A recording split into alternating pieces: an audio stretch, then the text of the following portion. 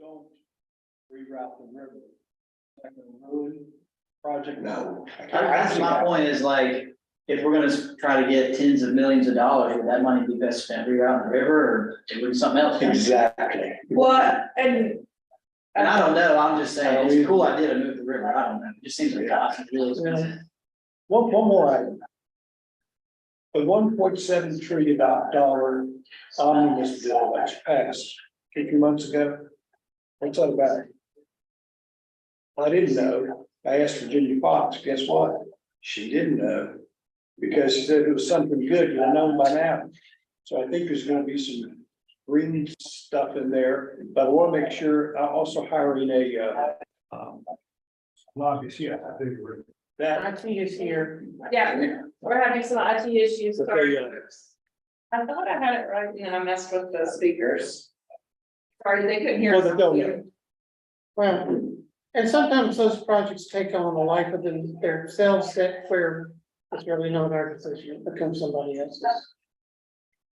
but I'm gonna make sure lobbyists can help us get, or the North Wilkesboro share of that $1.7 trillion. And I think we're gonna miss the road because we know professional grant writers and Holly Merritt do a good job, but they got other things to do too. Yeah, so have people that are helping us, but 4-to-1 return your money to us. It's good enough for me. Okay. Thank you. I guess my thing is, we just need to make sure that we have ideas of what we think we should ask for and get help to figure out what we should ask for and make sure we ask for the right thing. That's one of the, which actually leads me directly into my next point, which is the CIP. I think going through a proper CIP, capital improvement plan process with a professional organization that can help us figure out what needs to be spent and when will be very advantageous to have in conjunction with the lobbyist. Now, as far as the parks and the river district, that is part of those. I need a plan for the river district, more than just a pretty picture on a piece of paper, which is basically what the outdoor economy plan has, right? They've got it a little more roughed out than that, but because of that, I need more than that. And then I also need to know from you all and from the community, if the river district is really one of our highest priorities. I would argue the return on investment from the river district and the tax base growth that it will create should be one of our highest priorities. But I would love for us to go through a strategic planning process to make sure that that's the direction we want to go, to create a vision for our community, essentially. Which is kind of, I mean, that's your first 3 bullets. Do we need to do that before we hire a lobbyist or go ahead and hire? them? No, I don't think so. I think we need the lobbyist on board, then tell them what we want. I really think we need to do these things pretty much in conjunction with one another. I think that there are going to be pieces that are going to be helpful from doing them in conjunction with one another. Do I think that our ROI on our first few months probably isn't going to be that high because we're doing these things in conjunction? Maybe, but I also feel like it'll be helpful for them to be able to tell us what they need and for us to be able to tell them what we want, you know? Yeah, and that was my next question. Will they be able to kind of hold our hand on what to do? Because nobody in this room that I know of has dealt with lawyers, right? Yes. That's Well, I was gonna say, I have not personally. Not on this level. So, But realistic, the first year, you ain't gonna see a much move, but we need to have them on board. So when we're ready, they can cover. well, I was gonna say, and 2, they do feed every single week. they'll feed us funding opportunities. And then hopefully they will guide us to a place where we kind of have these canned applications that we can slightly tailor to shoot into these funding opportunities. A well-oiled grant-making machine will kind of always have projects in queue that you have the pieces for, and then you simply reorganize them according to the application that you need to write it for, and you send it out in a minimal manner. I think it would be good if we had some sort of explanation, not today, but how it works. Like, do we go to them and say, hey, we want to do a river district, and they say, well, these are some things you should consider, or are they gonna say, well, what do you want us to do, you know? Yeah, And so, walk us through that process. so that's what we did, we kind of did that on the phone. What the, Ken and John and I kind of did that on the phone. And I had done it previously with her, because I was the first one to talk to her. And I was like, you know, this is kind of what I'm thinking, what would you tell me to do next? And she was like, well, I would tell you talk to the Corps of Engineers if you want to move a river. She was like, you need to get someone that understands what that entails. And then she was like, and I would probably start looking at funding opportunities and what those funding opportunities demand from you. And so it's one of those things where I think that they give you a holistic picture, and then they also kind of provide you with avenues to chase to build that out a little bit. But they are not going to tailor our projects from beginning to end. We're gonna have to have our ducks in a row. Well, that's my question is, do we need them in the road beforehand? But it sounds like you're saying we don't. We go at the same time. I'm kind of saying that we're gonna get them in a row simultaneously. One of the things I talked with Ken and John about, you know, Ken already has his plans planned, right? Because he's been there for 22 years. And John has been with the county for, I don't know how many years. So I am starting at a disadvantage with this, but I also feel like if we want to get on board, we should get on board now. Go ahead. All right, so All right, my thoughts on this is these are three different bullet points. One's the lobbyist group, which I agree with. And the second one is capital improvement, and your third one is the strategic vision planner. So my thing is I think each one of those items stands on its own merit, because if Wilkesboro and Wilkes County decide not to go hand in hand with us into the federal lobbyist venture, I still think the CIP is a budget item that would need to be kept, as well as the strategic vision, because we still need a plan for the town. Right. And how to go forward. So I don't think I think you could have two without having to have all three. I do too. It would be nice to have all three. Yeah. But number one, that first line bullet item, it really requires participation by the other two entities. It does. But the capital CIP plan and the strategic plan, I definitely think some assistance to us as a board and us as a town with an outside entity that is used to dealing with creating those plans. Yeah. Is invaluable. I think so too. Is because I don't want our success to be dependent on two other entities, namely Right. the town and the county, may or may not have. Even if it didn't happen, we're still in good shape. I'd rather see this board be the masters of our own fate. So like I said, I like the idea of the lobbyists, that's great, but I don't want to stagnate all of our strategic and long-term planning if that doesn't happen. Yeah, I'm more excited about the other two. Well, I take that back. We had these other two in place that might make the lobbyist thing seem a little easier, but I don't know anything about lobbyists, so other than the bad stuff here, just to be honest. I'm all about investing in things that can help us grow though, so. Absolutely. The next item on your recommendations, which are really my recommendations, I don't know if you noticed, but,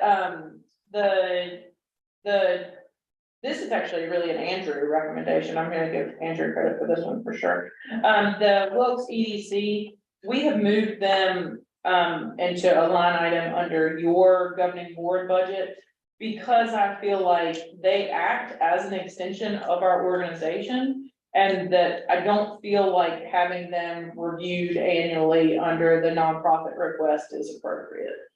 They provide, economic development services to our community, they provide economic development services to us. It is more of a professional services than a nonprofit request. So, I have recommended almost institutionalizing it under your budget. And then the last item is the MOU for the outdoor economy, which we will be reviewing tonight at the board meeting. The outdoor economy group is requesting $5,000 a year for 5 years to continue in executing the outdoor economy plan. And like I said, that will be spoken to more tonight at the board meeting.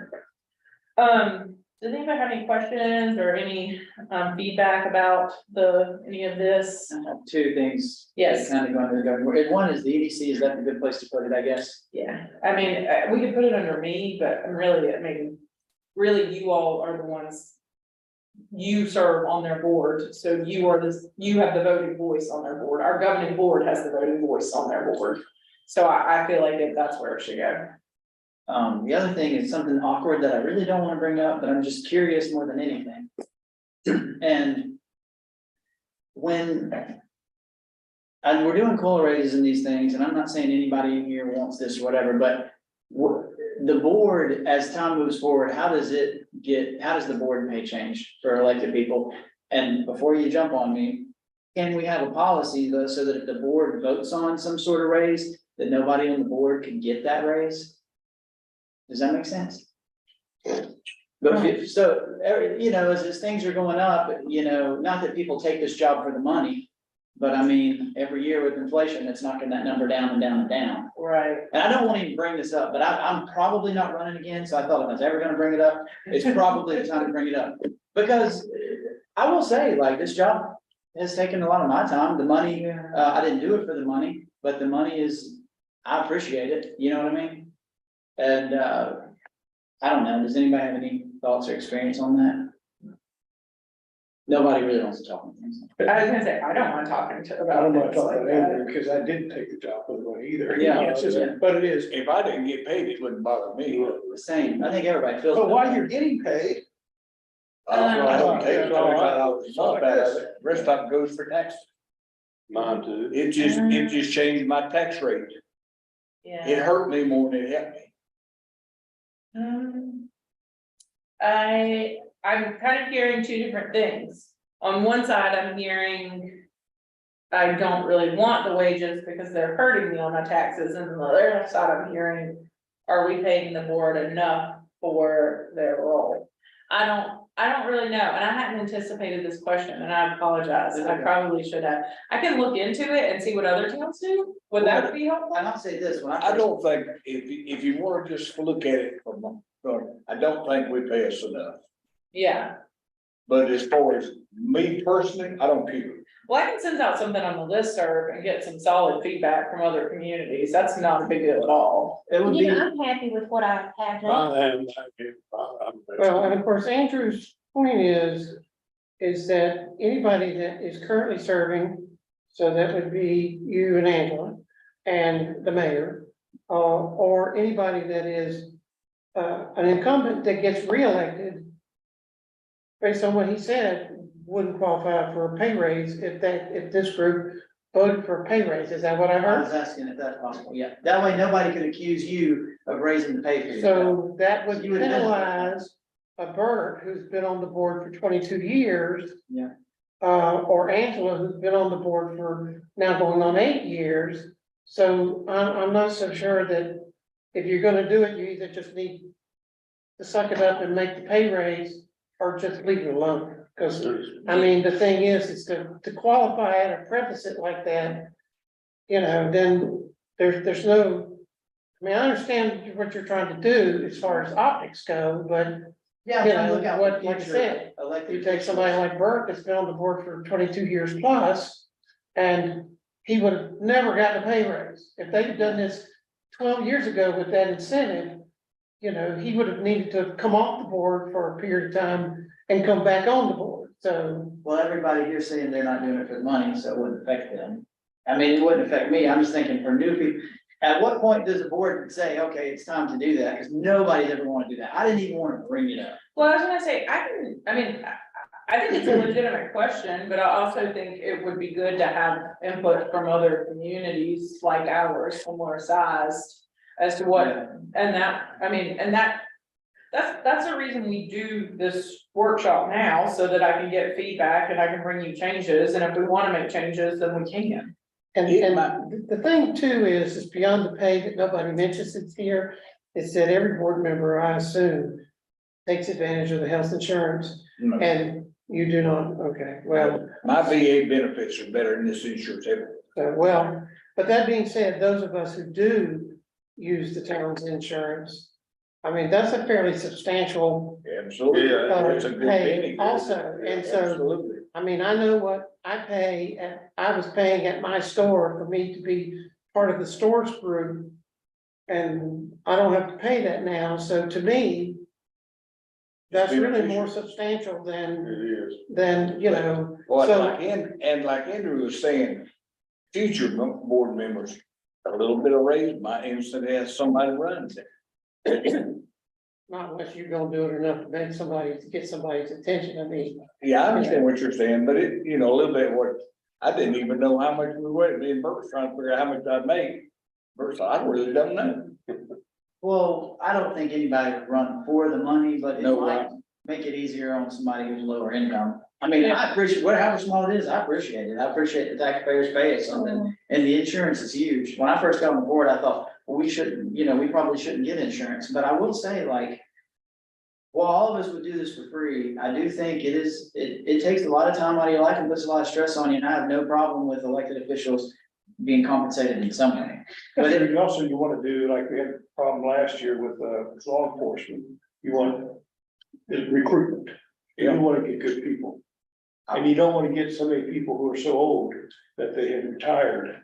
And then they run for office. You got a hush mayor, you already in that category. And for what it's worth, I wouldn't feel comfortable taking a raise if I were on board, if I voted for it, I'd never do that. So that, And like I said, this is, to me, Andrew, and I don't mean to sound, but of all the things that we've got going on, I think I'm getting from most of the people here that talking about board members' pay raises is really not something that staff time at this point, I don't know that it's all that important. okay, I brought it up, like I said, because I don't plan on being here. I'd still send out something on the listserv. I mean, I think it's pretty easy. I think it's something you need to know. What? Oh, yeah. Yeah, Your no. information. Yeah, I mean, I think it's good for me to know, I mean, moving forward, so that when somebody asks me that question, I can answer it a little more intelligently than I just don't know. But I'll get you an answer. I think Andrew and Michael are both right. It's not the 800-pound gorilla, Yeah, but it is a monkey. yeah. I didn't want to bring it up. I Well, thought then about why not did you bringing bring it it up? I just thought, I thought it's the right thing to do because. You don't Yes, want monkey. Yeah, you are. So, if y'all are ready to move on and don't have any I more have- questions or comments, oh, Is this the end of the discussion on EDC? Because I have one more thing. yes, oh, yeah, oh, sorry, Dan, you wanted to. So I talked to Holly about this and maybe some of you, and I'll pass everybody out. You can read these later, little thing I made, but, just. Yeah, just. pass them. Around. Yeah. But I am, just an idea, I'm not saying we have to do it, it's just an idea. I propose that we invest 1% a year towards economic development going to the EDC. Right now, we're giving 0.71%, which is $55,000. That $55,000 is equivalent to hiring an employee that gets paid $35,000 a year. At 1%, we'd be paying roughly $77,265 a year. That's based on last year's actual budget numbers. That would be like having an employee that's getting paid $53,659 a year. And I think it's a small markup now, but in the future moving forward, I would recommend we try it for 10 years. You put in 1% towards economic development. And I think that the biggest thing our county, our community, our town is facing is economic issues. I think that the EDC, while not perfect, is the best we have to go after those. It's like our economic arm, and I don't think that asking to put 1% towards that is asking too much. I know we do other things that do economic development, but I mean, you know, And that's my spiel, I guess. You can read my paper. I was gonna say, Andrew and I did have this conversation, my opposition to 1% is that if, for example, I think that it would need a caveat, like it would only be, like last year, our operating budget was $9 million because we built in capital projects. Whereas this year, we are simply an operating budget and we're going to do special project ordinances for any projects we do. But it depends on the manager's preference on how you structure the budget. And so say that we had, with our raw water intake, if we did a $15 million allocation and we built that into our operating budget, that's where it skews those numbers a little bit. So we need either a caveat that says it's gonna be 1% of the base operating budget, or that it just needs to be set at like, you know, $77,265 for this year to be reassessed next year. But I do think he has a good point about them being our economic development arm. And I also feel that, I mean, in the last year, I mean, I can provide you with their write-up on what they've done for us. I honestly don't think that it's necessarily a good use of their time to require. One of the reasons I took them out of the nonprofit spending was because that's a fair amount of work to put together an application for us to essentially retain the funding every year. That I don't feel like they should be allocating their time for. They have a lot going on over there. I do feel like they do a lot for us. So that's what I wanted to say about that. I started thinking through it more and more. I don't think the county's ever gonna give 1% of their budget, but nothing is impossible. But if Wilkesboro did, I mean, if we stepped ours up, it would be helpful some. If Wilkesboro went to 1%, it would be helpful. If the county ever went to 1%, you'd be talking about a lot of money going to economic development. They're giving about 225, they'd have to go up a lot more. But I think it shows the community and it shows other governments and just shows that we're wanting to invest in economic development, which I think is the #1 issue facing our area. And I've had questions about, you know, how the EDC works, being on the board, and probably locally, since I've been on the board, they've done some cool things. They did that building in North Wilkesboro. They're talking about doing another building in North Wilkesboro. And They just wrote a grant for $50,000 to do a buildable area map for North. so what I'm May or may saying not get. is if we tried to do this on our own and we hired a $50,000 a year employee, which is about, well, right now, we're doing about the same as having a $35,000 a year employee. There's no way we get that kind of benefit. And I think giving us a little more, and I don't know, something about just even that term, 1% for economic development. I think it shows that it's a priority. And I'll leave it at that, but. What is Wilkesboro give them? 55. So they request 50. They have requested 55 from us in Wilkesboro. And I feel like they requested 55 from both us and Wilkesboro because that's what they thought they could get. You know, and so. One other thing is I think that we need to make sure that every year we're flipping a board member off to go to that board. Yeah. Because I've learned some stuff. I mean, I feel like it's good, you know, somebody else should go next year. Yeah. It is, we did go from 50, year before that, it was 50, they went to 55. I do see your point, it's a valid point. However, we try to measure what are we getting for taxpayer money. It's hard to measure this EDC results because of, but there's the building. I think if you're gonna spend more on seed money, which is what this will be, I think it'd be, at this point, better off with the lobbyists. Because then you can measure it. Maybe you could do both, and I think, but either way, like, that building down there is gonna generate us tax revenue, which we can pay our staff more and have more for things, and the more we grow, whichever path we do, we're all going. You're right. I think, like I wrote at the bottom of this, we need to invest in growth. Better economy equals better jobs equal better lives. So. And, so I'm just going to. I'm gonna counter something that Andrew's saying. whether or not. Once again, I would encourage us, whether or not we give them more, not necessarily to allocate 1% of our budget annually in any sort of policy ever. Because that can change and it could at some point, like for instance, Wilkesboro last year, they're. You know. If you have a capital project, which you include in your operating budget, it could mean that you're paying them $120,000 one year, or something of that nature, which is not necessarily. We couldn't do that. Yeah, exactly. Got to be on that base, the whatever you're talking about earlier. Yeah, like just the base operating. I can figure that out. Yeah, Not yeah. capital projects. Yeah, no capital endeavors in a period, which would, like, no capital outlays. But that being said. Well, that's what I was gonna say, that, I was gonna speak to that, we do give them we do contribute to them in other ways. We contributed to them through the Wilkes Commercial Business Center, and then, for instance, tonight, I'm gonna ask if we can contribute $2,500 out of our contingency for this year for an economic impact study for them. So we are contributing over the course of the year in other ways to them, but so it's just, it's a hard puzzle piece. But I would, but if you all want to allocate more than 55 this year, I think that we should revisit it towards the end when we're doing additions and deletions. But I definitely think that's something good to keep in mind, that one particular line item. And I definitely know the stuff. Okay. I've been moving a little slow, sorry guys. Okay. And now are we good with governing board? Do you guys have anything else?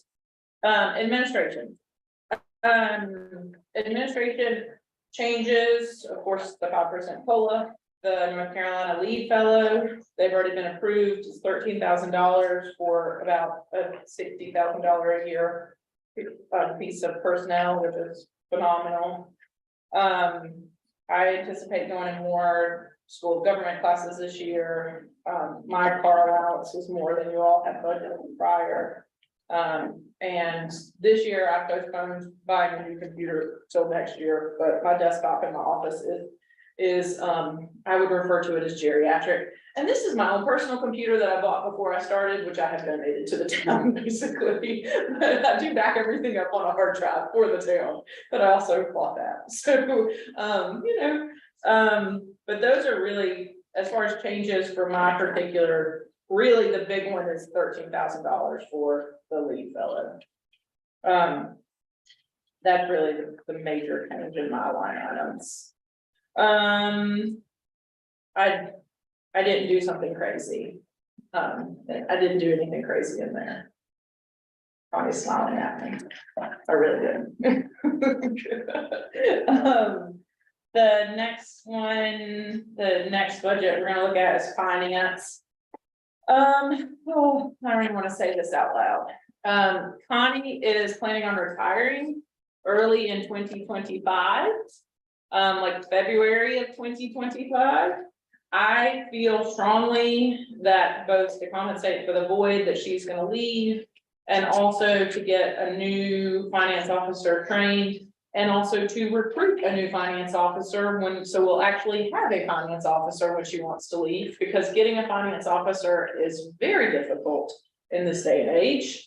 They are fewer and far between in much higher demand. I don't know if you all saw what happened in Wilkesboro, how long it took them to recruit Haley, but it was not a quick process. So I feel like we should allocate some funding in this year's budget to trying to recruit that finance officer early. If we get one within a year, we've done good. Yes, if we get one within a year. The group insurance includes insurance for the trainee. We'll also need some dollars for finance for the advertising for that replacement. We split half of our Southern software and our audit money with the enterprise fund. That's why you see those halves there. I didn't know if you guys had questions about that.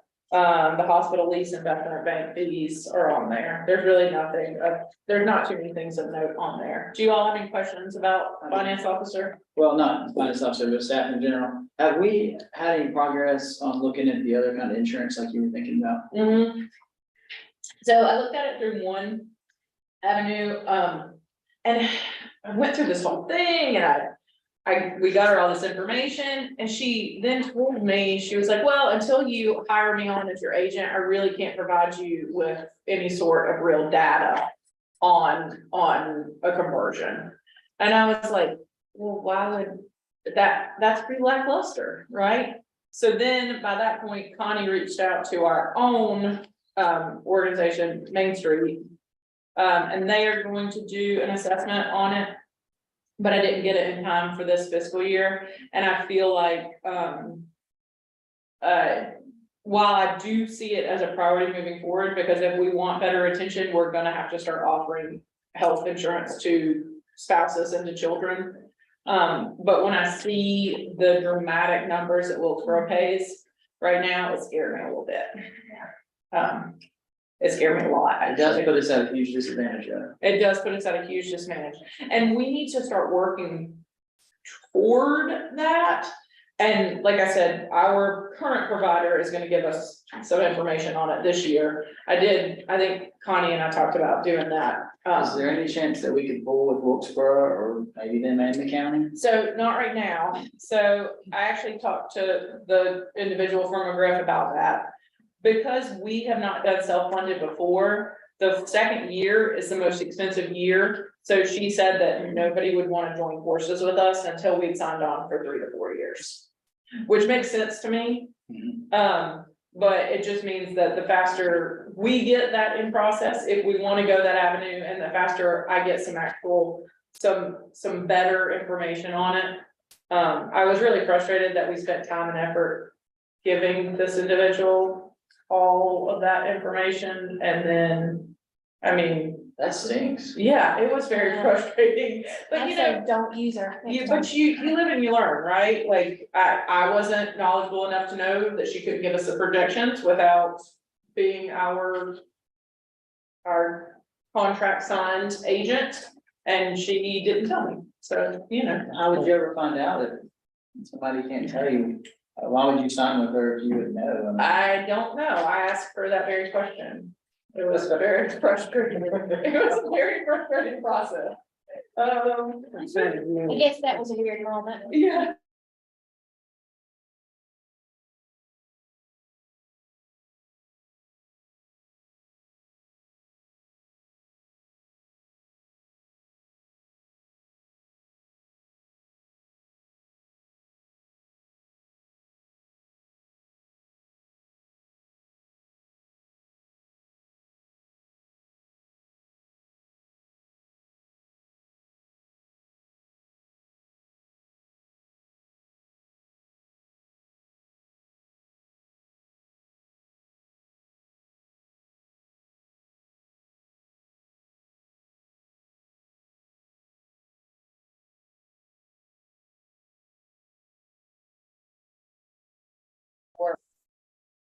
I needed, work.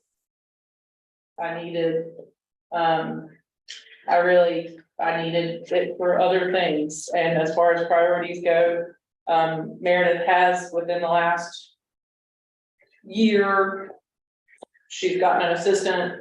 Sarah's still onboarding in some ways. I think Sarah's doing great, but I do think that, an intern additionally is it's just an expenditure that we can't really wear right now.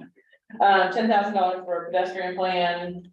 I don't, we really need to get a CIP done, and I'm valuing that higher than I would a pedestrian plan, and I'm also put a higher value on a strategic vision than a pedestrian plan. The comprehensive plan, I reached out to 2 different consulting firms that do these. They said based on the age of ours that we should wait 1 more year before we embark on that again, that 1 more year is very reasonable and it won't put us behind. So, and I talked with Meredith about that and she completely understood. And then the MOU for the outdoor economy, I moved to y'all's budget. Sarah, Meredith has included just a little bit here and a little bit there for like iPads so that her and Sarah can take them on the road when they're working, you know, when they're on site with folks. And she wants to get Sarah her CTO certification, which I think is a great idea. Just some memberships, things of that nature. And of course, the big line item there is the code enforcement, which is another thing I wanted you all to think about, you know, in terms of, do we have enough allocated for code enforcement? That comes down to an if and but, the same way I think that the economic development piece does. So that, should, right now, I do feel like we're okay, but mostly I really want to take a stance, which you will see in the next, department, about, incentivizing the good rather than, you know, punishing the bad. So moving on to community development, you all may have noticed some pretty major changes in this one. I feel pretty strongly that, in order to elevate the types of events we provide, we need to allocate more funding for it and more advertising. If we want to be an it town, I think we need to have it level events. And it is pretty restrictive, even with bands.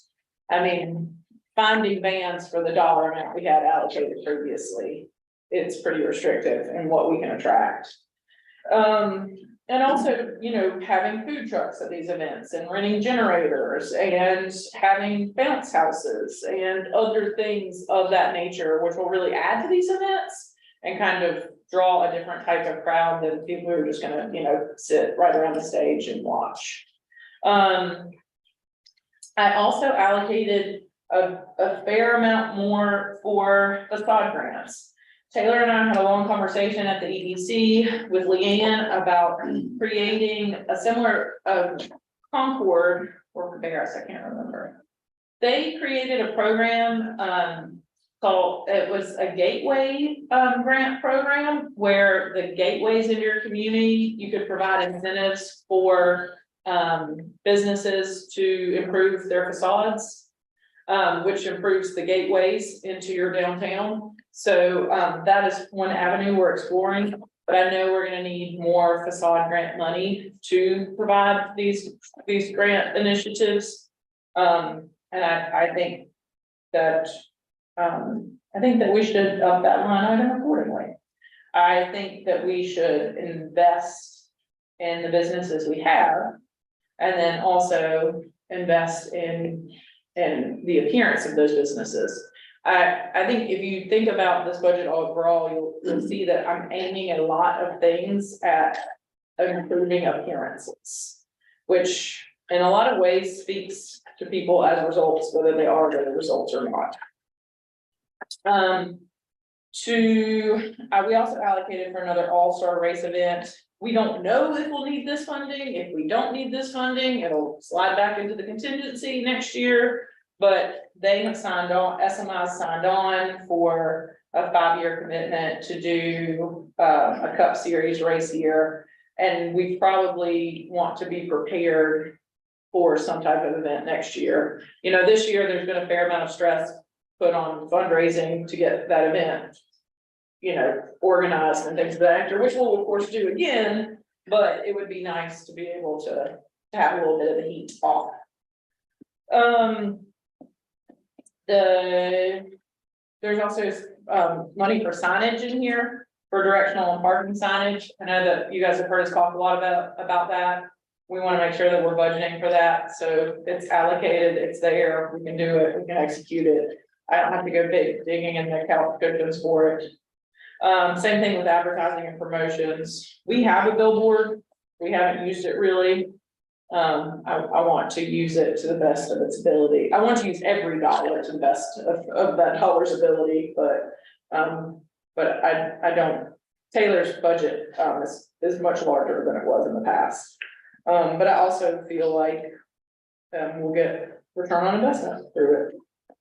Any questions, concerns? I got you. All right, got it. One, speaking of sign, I still think the town should consider getting a sign, a digital billboard sign, kind of like Dunkin' Gun has, put it down here on that hill at the CBD loop.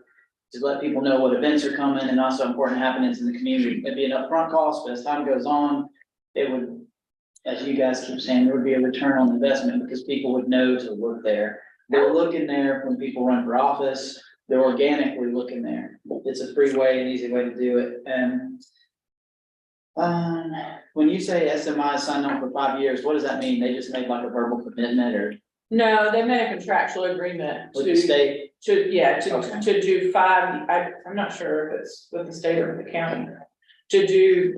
To have 5 years. of But it's not a couple days. No, No. anything, No. any NASCAR event. Right, Yeah. so they can be lower series, it can be Yeah. lower, It But I- it can be late model sportsmen as far as. It could be that. It's my understanding that they're required to do 1 Cup Series event here annually. Is that not correct? I don't think that's correct. I don't think so. because I that's- don't think It's- it's- They don't have it on the schedule to bring in, I didn't- unless they bring the Well, they all-star don't race do here. their schedule It's until, one They NASCAR event per year. They probably call the All-Star race a NASCAR event. It is a NASCAR event, and it's a cup level event, Yeah. But but that's up here, they can do anything, they can do trucks, they can do. they can do Xfinity, they can do trucks, they can do late model sportsmen. What do you- You know, there's several NASCAR level. So I can't imagine that they would have contractually obligated to a cup level race yeah. here because they don't have it on their schedule. They got 36 weeks to deal with in addition to the All-Star race. The All-Star race and the Daytonas and the thing in the Coliseum out in California, those are the only non-points paying races that they have. So they have the duels, they have the Coliseum event, and they have the All-Star race. And so, I agree with Andrew. How expensive would it be to put something down to? So I have looked into, I've gotten some quotes previously for one of those big electronic ones that like is on a dollar. You know, that you pull in, and I was trying to pull it up on my email, but I can't find it, but I feel like the number was somewhere between $3,000 and $4,000. For one of those electronic billboard signs that you pull behind, like with, it's on like a trailer, right? So if you all wanted us to factor that into that 20K, we could do so. Well, I'm saying if you had one down here, it could be hooked up and she could update it from town hall. You could have multiple things going on it. Okay. Easily. I think it'd be a good investment. A lot of people say, I didn't know what was going on. People don't read the paper no more. No, good at all. Okay, so I'll put that in. Okay, all right, you said you had a couple, didn't you? I did, that's too. Oh, okay, two, all right, got it. Public buildings, no major changes. And public buildings, last year, we had some capital expenditures in the last couple of years, where we don't anticipate having too many of those this year. Public buildings is honestly the fund that when I need money for a budget amendment, it is where I take it from, folks. I don't know that I should admit that, but it's true. We do budget amendments for them, it's legal, it's just. Connie says that I'm hard to guard. But I don't know about that. When I need $2,500 for the EDC, to be perfectly honest, this is where I look usually. Maybe you just go tell Connie, you need $2,500, you find it. Sometimes she finds it, sometimes I'm like, what's going on in that public buildings account?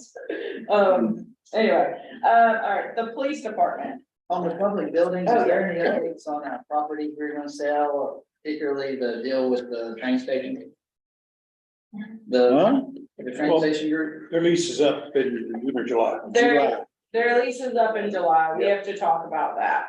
I thought we'd already told them we wouldn't want to renew their contract. I don't, we gave them a 1-year contract last year, and but we need to discuss what you all want to do as a group moving forward. I thought we already agreed to get rid of everything that we own, that we sell it. We have agreed to get rid of multiple properties. One of them, a couple of them, I haven't pushed out because of several things going on, but but we have agreed to that, I just didn't know if to sell the Black Cat Station building, we will have to evict them. And I wanted to make 100% sure that everybody on this board was comfortable doing. I think everybody, The what? the Black Cat Station, we're not gonna renew their contract. Release. And they're, They're, because they're set up in there, by the way, I have learned they can't move it. Right, if they take it apart to move it, it's, done. yes, it's kind Or of. they can buy the building. Yes, they can buy the building, yes. And we could give them first I want, offer. Yeah, I would. okay. Yeah. What about them moving to the Melody Square? I tried to talk to them a lot about moving a lot of different places and David, Mr. Stackhouse, he basically said to move, we would have to rebuild. So that's not necessarily their first option. That is probably a lot of hard work. It is, it is. But I don't necessarily, wanna dive too deep into that right now, if you guys are okay with it. Go ahead. Yeah, Go ahead. I just felt like, I okay. think we should come back to it if you've got something to make a decision soon then. We do, I was gonna say, we'll have to make a decision at the beginning of May. I'm kind of, like Bert says, one step at a time. I'm one step at a time things, because it's a lot. And does anybody else need a bathroom break? Yeah, let's take a 5-minute break. Yeah, let's take a I 5. wouldn't mind walking around just to be. Let's take a 5. Push by my feet, don't hit tank with the dangle. It doesn't hit the floor. I need to stand up and have my feet on the floor. I'm okay. And Andrew, on that, Dave, I know he's a good guy. I know. He is a great- So just make sure. I'll be careful. And, but their lease is $1 a year. That's what That's right, that's it's right. paid, and they're good people. I went down there. Great, takes you back to your childhood.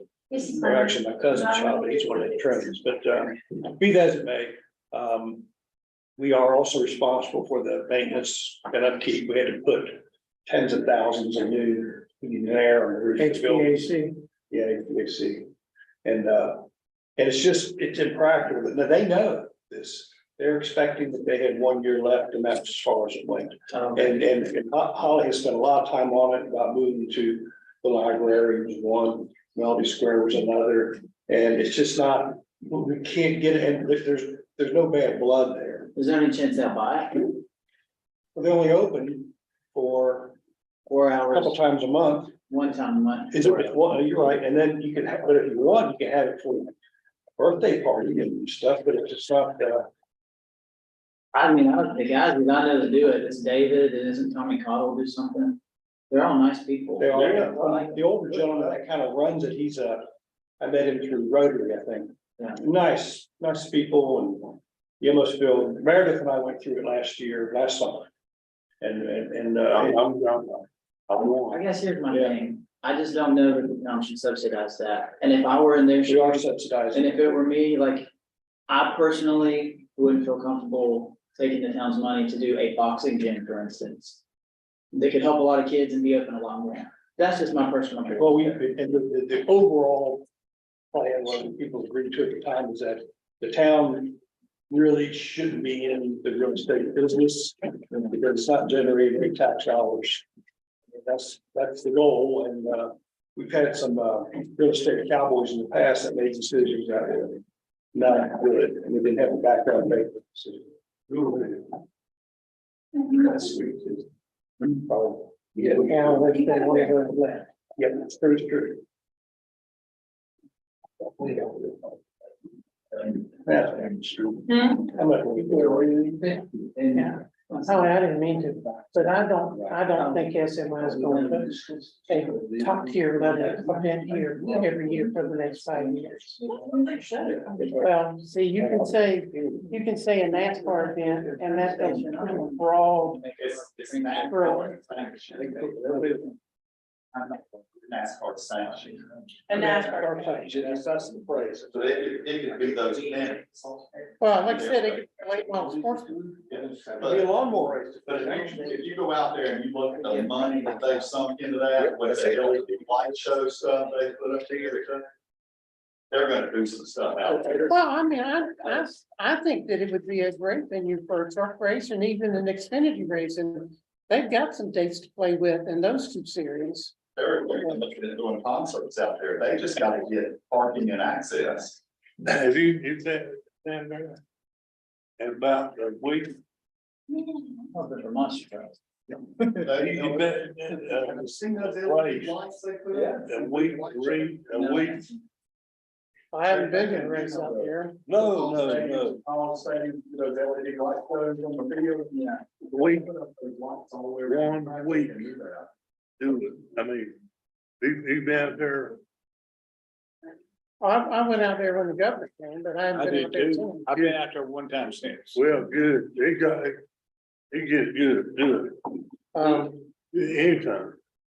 Now, Lisa did work for me. She walked over there on Sunday and walked into the backside of the track and filmed it. And what they've done out there is, I mean, with the erector set stands and the press boxes and, you know, what are they gonna do about the asphalt there now? They're repaving. They're repaving. But I think it's stupid what they've done in a short period of time. Yeah. Man, I think they've done a lot in a short period of time. Yeah. About a week. Yeah. I got my tickets. I'll be there. Front stretch, row 18.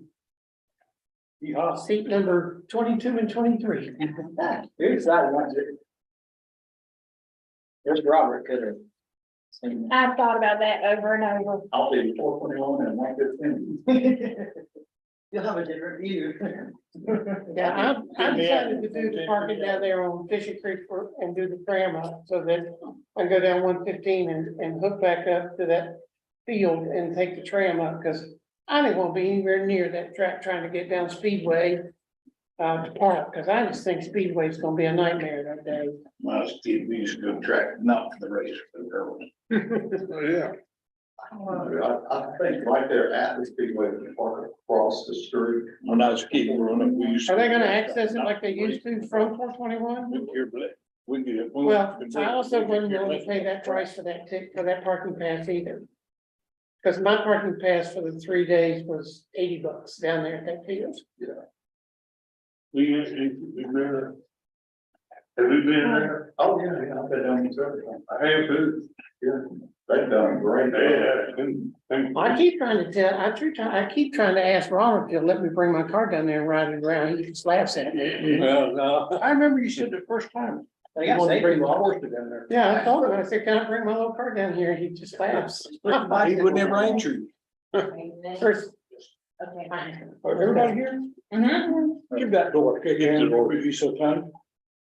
well, being, I can kind of cover, cut the damn door. Please. I paused the recording. Good. Good. Should have heard what the about to say. It's still live. That's doing some Got fun there. there. Yeah, ready? All right. Good. Yeah. Okay, to be perfectly honest, the chief and I had a miscommunication. No. So this budget is incorrect. We actually had an autocorrect situation. I thought he said, well, he wrote offers, but he meant officers. And it turned into a bit of a snafu, which when he reviewed the budget last night, he was like, why aren't we doing my promotion ladder? And my response was, because you said you didn't want to. And it was a text issue. So this budget is incorrect. What you're saying, we need to cancel meetings, rescheduling. No, this is a pretty easy thing to clarify. So, the chief wants 3 additional Viper radios, not 2, and which is not, that it was not a text autocorrect issue, that was just a colleague chief issue. There's three in there, but one's down with the comment. Yeah, okay, oh, well then okay, well then, Oh, yeah, well then it really is a chief Holly issue and not, and Connie's right. This is one code people that live in, people about to do that. And then the salaries, the salary numbers will be slightly different. Chief Hornberg would like to do a promotion ladder, in preparation for his retirement as well. And which I think the chief might speak to better than I can. He wants to begin the process of getting his folks prepared to do different jobs in the near future because of his retirement. Now, we had long discussions about we had 2 discussions about his salaries being over budgeted because of vacancies in them. And that I felt the only way to do this fairly would be to remove one of his open positions and allocate those budget dollars to his promotion incentives.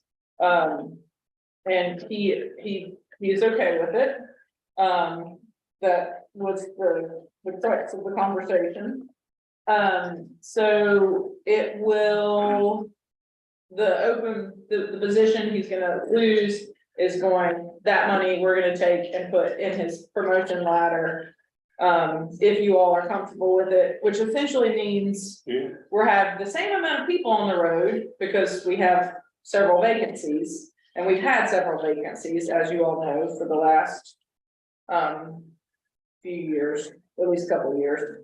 But those that are with us some of those that are with us hopefully will be better retained because they'll have an incentive to be retained. Chief, do you have anything else to say to that? Since you're here. good. So on the reasoning behind the ladder change is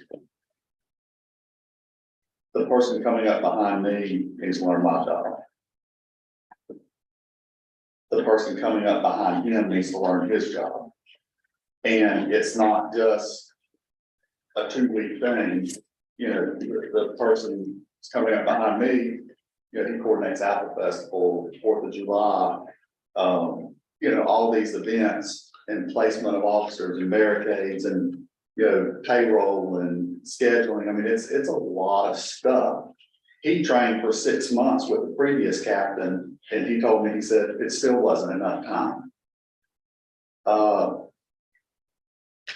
The person that's coming up behind him, somebody's got to take his job. He's over all the sergeants, all the motor vehicle fleet. Somebody's got to learn his job. So if we don't do this, when I do leave, these people are all going to be looking at each other going, I need help, show me how to do my job. And they're going to be looking at each other going, I'm trying to figure out my job, I don't have time to show you how to do your job. So it's going to be mass chaos. And I'm sorry, Ms. Mann. no, you're good. I interrupted you. And our department is so young, just to put this in perspective, we had a sergeant just leave. So I opened up the sergeant's position. I had 2 people apply, and I'm sitting there looking at it going, why did I only have 2 people apply? Because the criteria is you have to be there for 3 or more years. I only had 2 people eligible. So we have so many guys that are young, and they're leaning on us for questions. So it's just gonna put an even bigger burden on those guys on top of all that, trying to figure out their jobs and help the patrol guys. And it's just gonna be a huge burden if we don't make this shift. So we're gonna have to bite the bullet and do that this year. So, quick question, Rob. Yes, the request that you're making for your ladder incentives.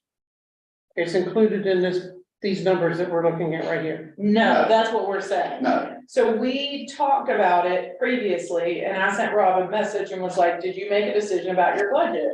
And he said, we're gonna go without the offers. What I thought he meant by that was without the promotion offers. So this is not included in this. I do have those numbers from Connie, we did put them together previously, but those are not included in these numbers right now. and when I said we're gonna go without the offers. You know how autocorrect does? Yeah, I put officer, officers. And Right. evidently I fat fingered something and it autocorrected the offers. I yes. didn't catch it. So it will add about, I'll say I have the map here, it will add.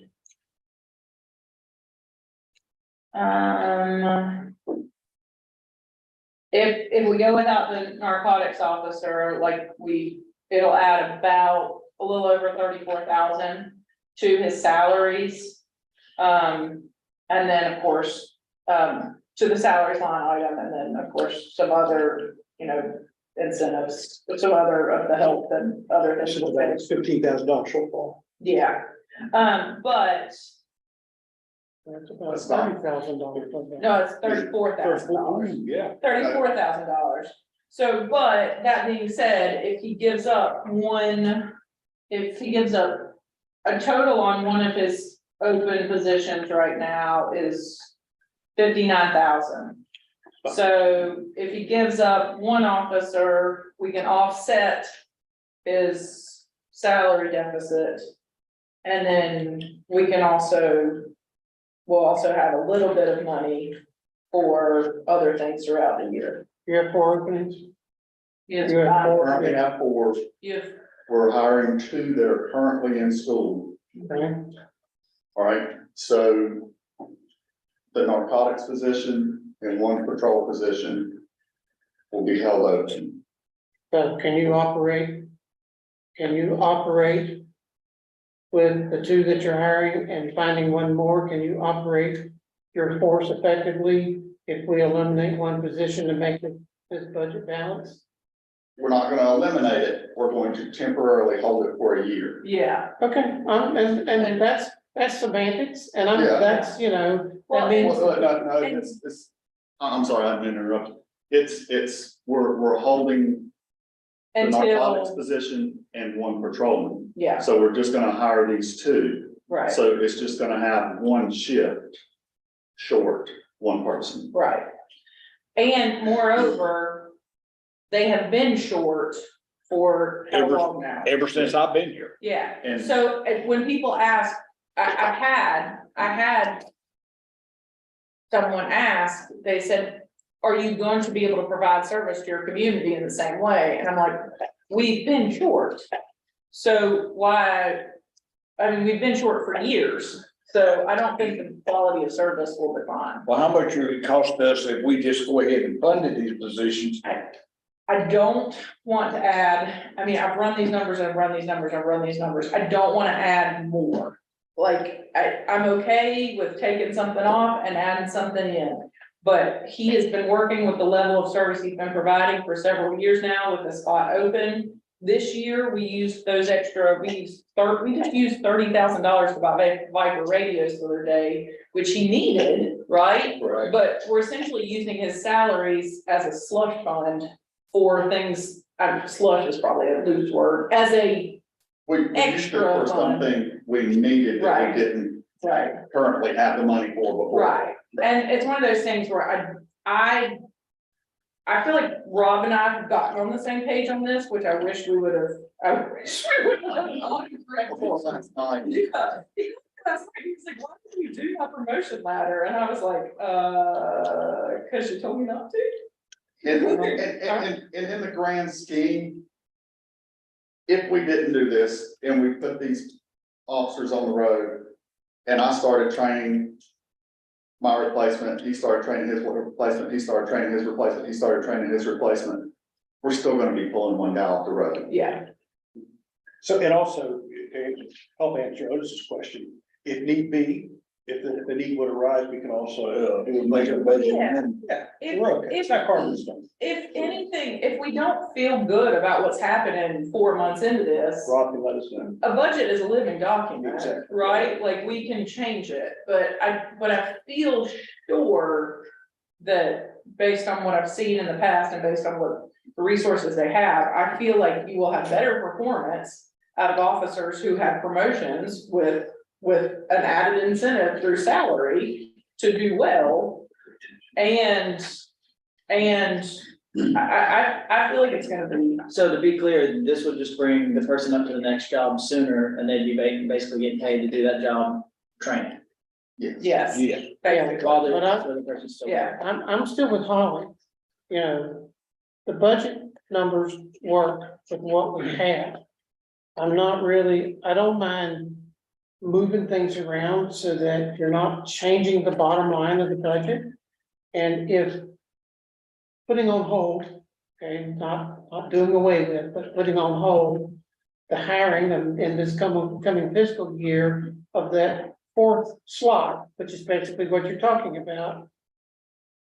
So that this 2 point whatever. Third, So I thought you were only talking about eliminating one position. third. The narcotics and patrol guy, right? We're talking I thought about, he said two. we're talking about losing one position. He has his narcotics position open right now. That's what I didn't understand. I So thought you're you saying were. I can fill the narcotic position with that? No, what I thought we I were was talking gonna about say, holding the narcotic position and holding a patrol A position. patrol and a narcotics. are whole. We have- The lab, this says no narcotics officer. So I was gonna say, Connie, you wanna speak to this? The way we ran these numbers? Well, we ran it 24 positions or 25. Yeah. Just one position. So just one position. Yeah, yeah, that's what I kept hearing is yeah, that just one. you would be able to fill, you've got two that you're filling already. That would still leave you one that you could fill. Yes, Okay, so we can fill the patrol position and just hold the narcotics position because the narcotics position is going to be a higher paid so position. here's my thing, let me run the numbers on it and again, and get back into it, because it's one of those things where we had it figured out and we had your budget allocated. He's still there. And then- He got promoted. Okay. Let me figure out these things, because I really wasn't, because you said no, Connie and I worked on it, and then you said no, or I thought you said no, and so I was like, all right, we're fine to do it this way. So I'm not really ready to speak to all of these variables. Now, I thought I was, but now I'm questioning, so, I mean- but we'll revisit it. To me, all we need to figure out in your budget though, Rob, all I'm hearing is we need to figure out how to juggle Yes, people or salaries or something to account for, let's round it off to 40K. yeah, If we can juggle a number to come up with 40K, then we're good. Is that what I'm hearing? And one of the bigger things was, yeah, I've got two guys in the current school that we're hiring. I've got a guy set to go to the next school that starts in August, and he will graduate in December, that wants to come work for me Sabatic in the stand right now. And that would fill my patrol at 30. So I mean, if eliminating the narcotics position, Eliminate position, I gotta send her somewhere else. How long will this take, like, where we at? 6 months? You bring somebody or under? See, once, it takes about 4 or 5 months to go through the class. And then once it comes in, No, I mean, 3 months on board. Your other guys that are getting promoted. Like if you bring on a captain to Okay. his next position, Oh, no, that's only 23 It's- times, So it's gonna take a few months, but it doesn't include Rob, is Rob not on this list? So- Yeah, it is, yeah, it is. you know, while So this it's captain is showing the lieutenant. I'm not gonna be training the captain while he's training his guys, so it's gonna be a cascading. Okay. So it would be. And basically, So it The would be, captain will get promoted to major, which is assistant chief. We have two majors for a little while. We don't have a major at all. Period, they ain't had one since I've been here. But when you do that, somebody, some division, there might be two. So that's why I'm not doing that.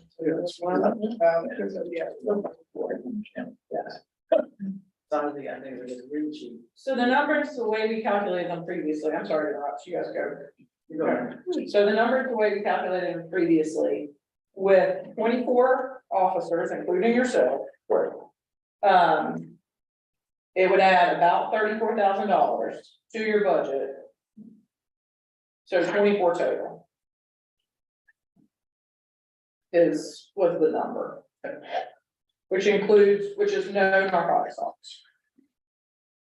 So with this 24 officers, including Rob, you're gonna have to increase his budget amount by $34,000. Yes, And where do you find that $34,000? 44 is full. that's what.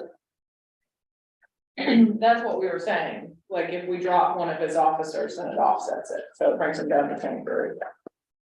But like I said, I think that we should revisit this later, so that Rob and Connie and I can get our heads around it and make sure that we're talking about this correctly and we're not misinforming you all. Yes.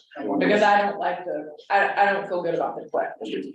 Yeah, If we do this in his department, is every other department in town gonna wanna do that too, and how much will that cost? well, every other department in town does not have the department head retiring. Which I think makes this different. So this is a temporary thing. Yeah, it is. Okay. Yeah. I thought you wanted to do it year after year. No.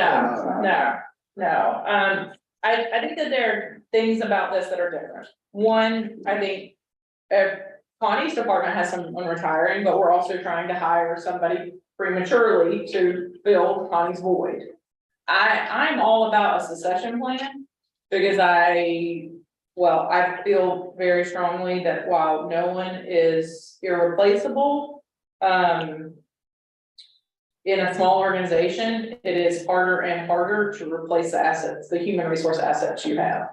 And I think that planning for that, and preparing for that is healthy.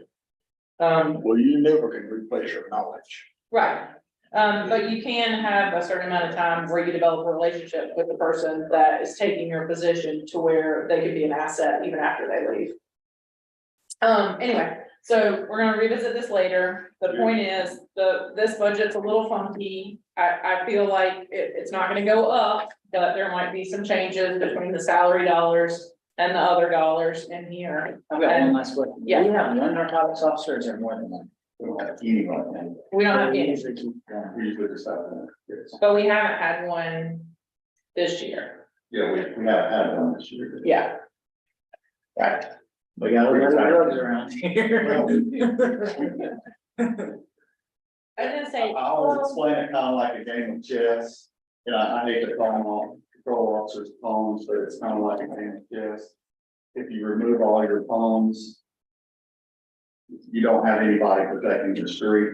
Yeah, Does that make sense? yeah. Just to use that analogy.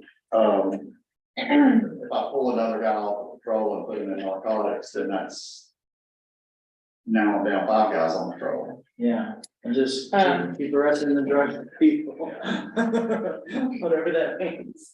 so moving on to the garage, there really aren't any notable changes here. Jeremy had asked me when I first started that are having another person in his department.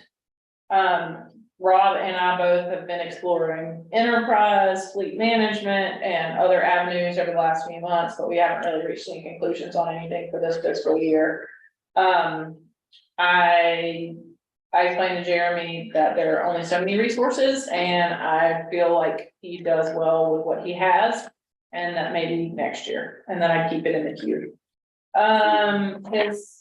He also has a list of items for the CIP, like a new lift for the shop and a new parking lot and lots of various sundries, which I explained to him, I want to keep him safe, of course.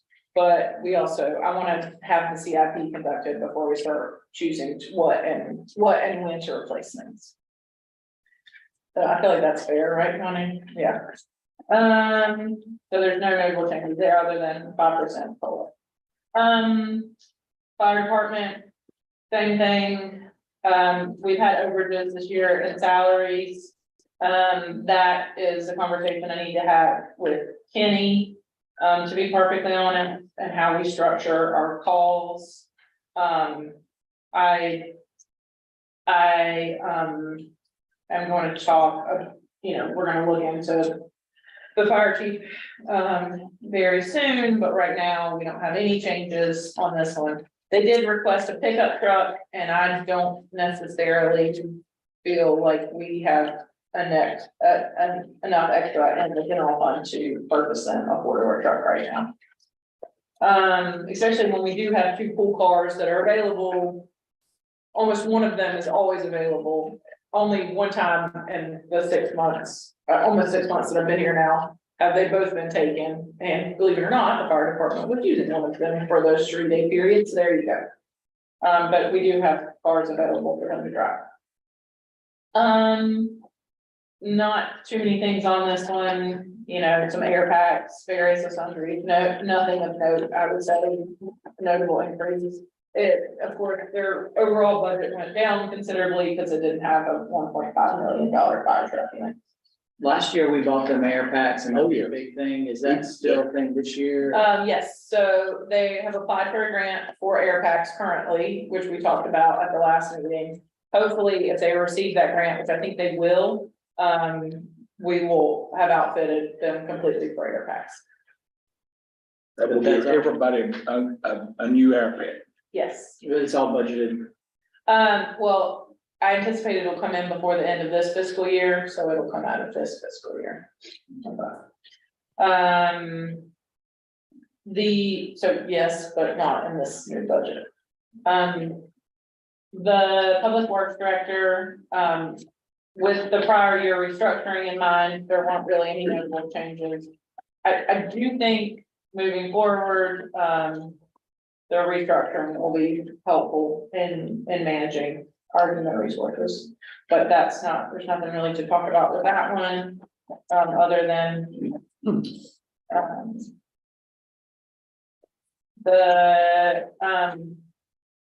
streets. So streets I'm gonna glaze over because we're heading towards recreation, which is kind of part of the streets situation. I am recommending we add a person to the streets department because we're taking the green, because I'm also recommending that we move the green thumb department under recreation. I feel when you looked at the chart initially of the structuring of our organization, you see last year, if you looked at a pie chart of it, Public Works had an overwhelmingly large portion of our budget, right? They had, David Webb was managing almost $5.5 million worth of our budget, between the enterprise fund and the general fund, which is about half of our budget for one person to manage, which is, in my opinion, just not healthy, right? You shouldn't have all of those people funneling to one person. So, but I do feel like by moving the green thumbers out from under the streets department, you're gonna leave the streets department at a loss when they need extra hands. So I feel and I also feel like as far as when we talk about areas for improvement, one of the areas for improvement that comes up pretty regularly are streets and sidewalks. And I feel like without this extra person, they're not gonna be able to improve the level of service they provide. So by moving them under the parks, will they answer to the Parks and Recreation Director? By moving them, well, so that's one of I'm also recommending that we move, J.C. Brown to the Parks Department and have him oversee all of the green thumbers. That's a good move. Yeah. That's a good move. Yeah.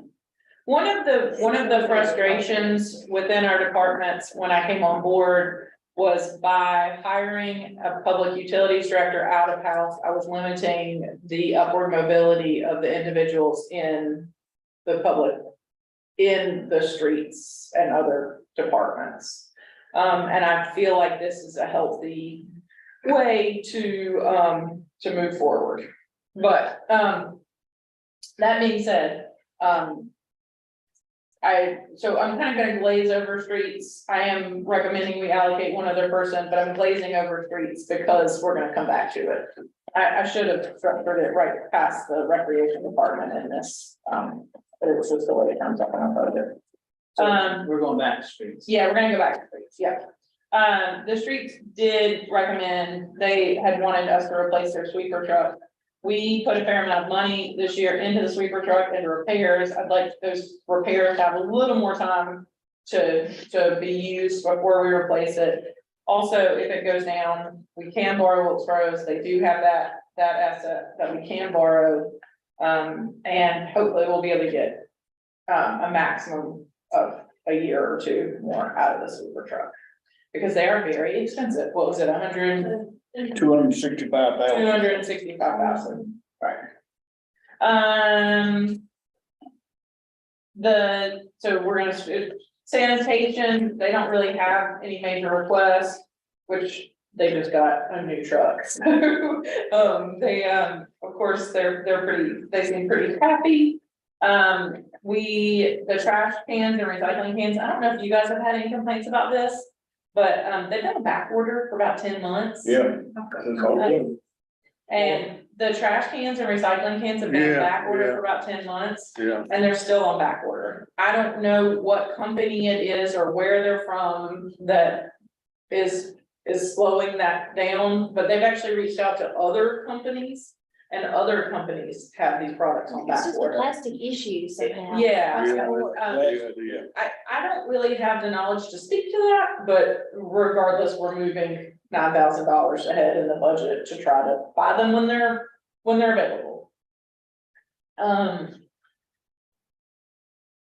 You also noticed the county tipping fee, we have raised, it went up this year, we anticipated it would be equal next year. We spend a lot of money at the county landfill.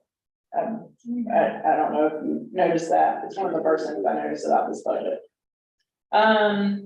Recreation, so now we're circling back.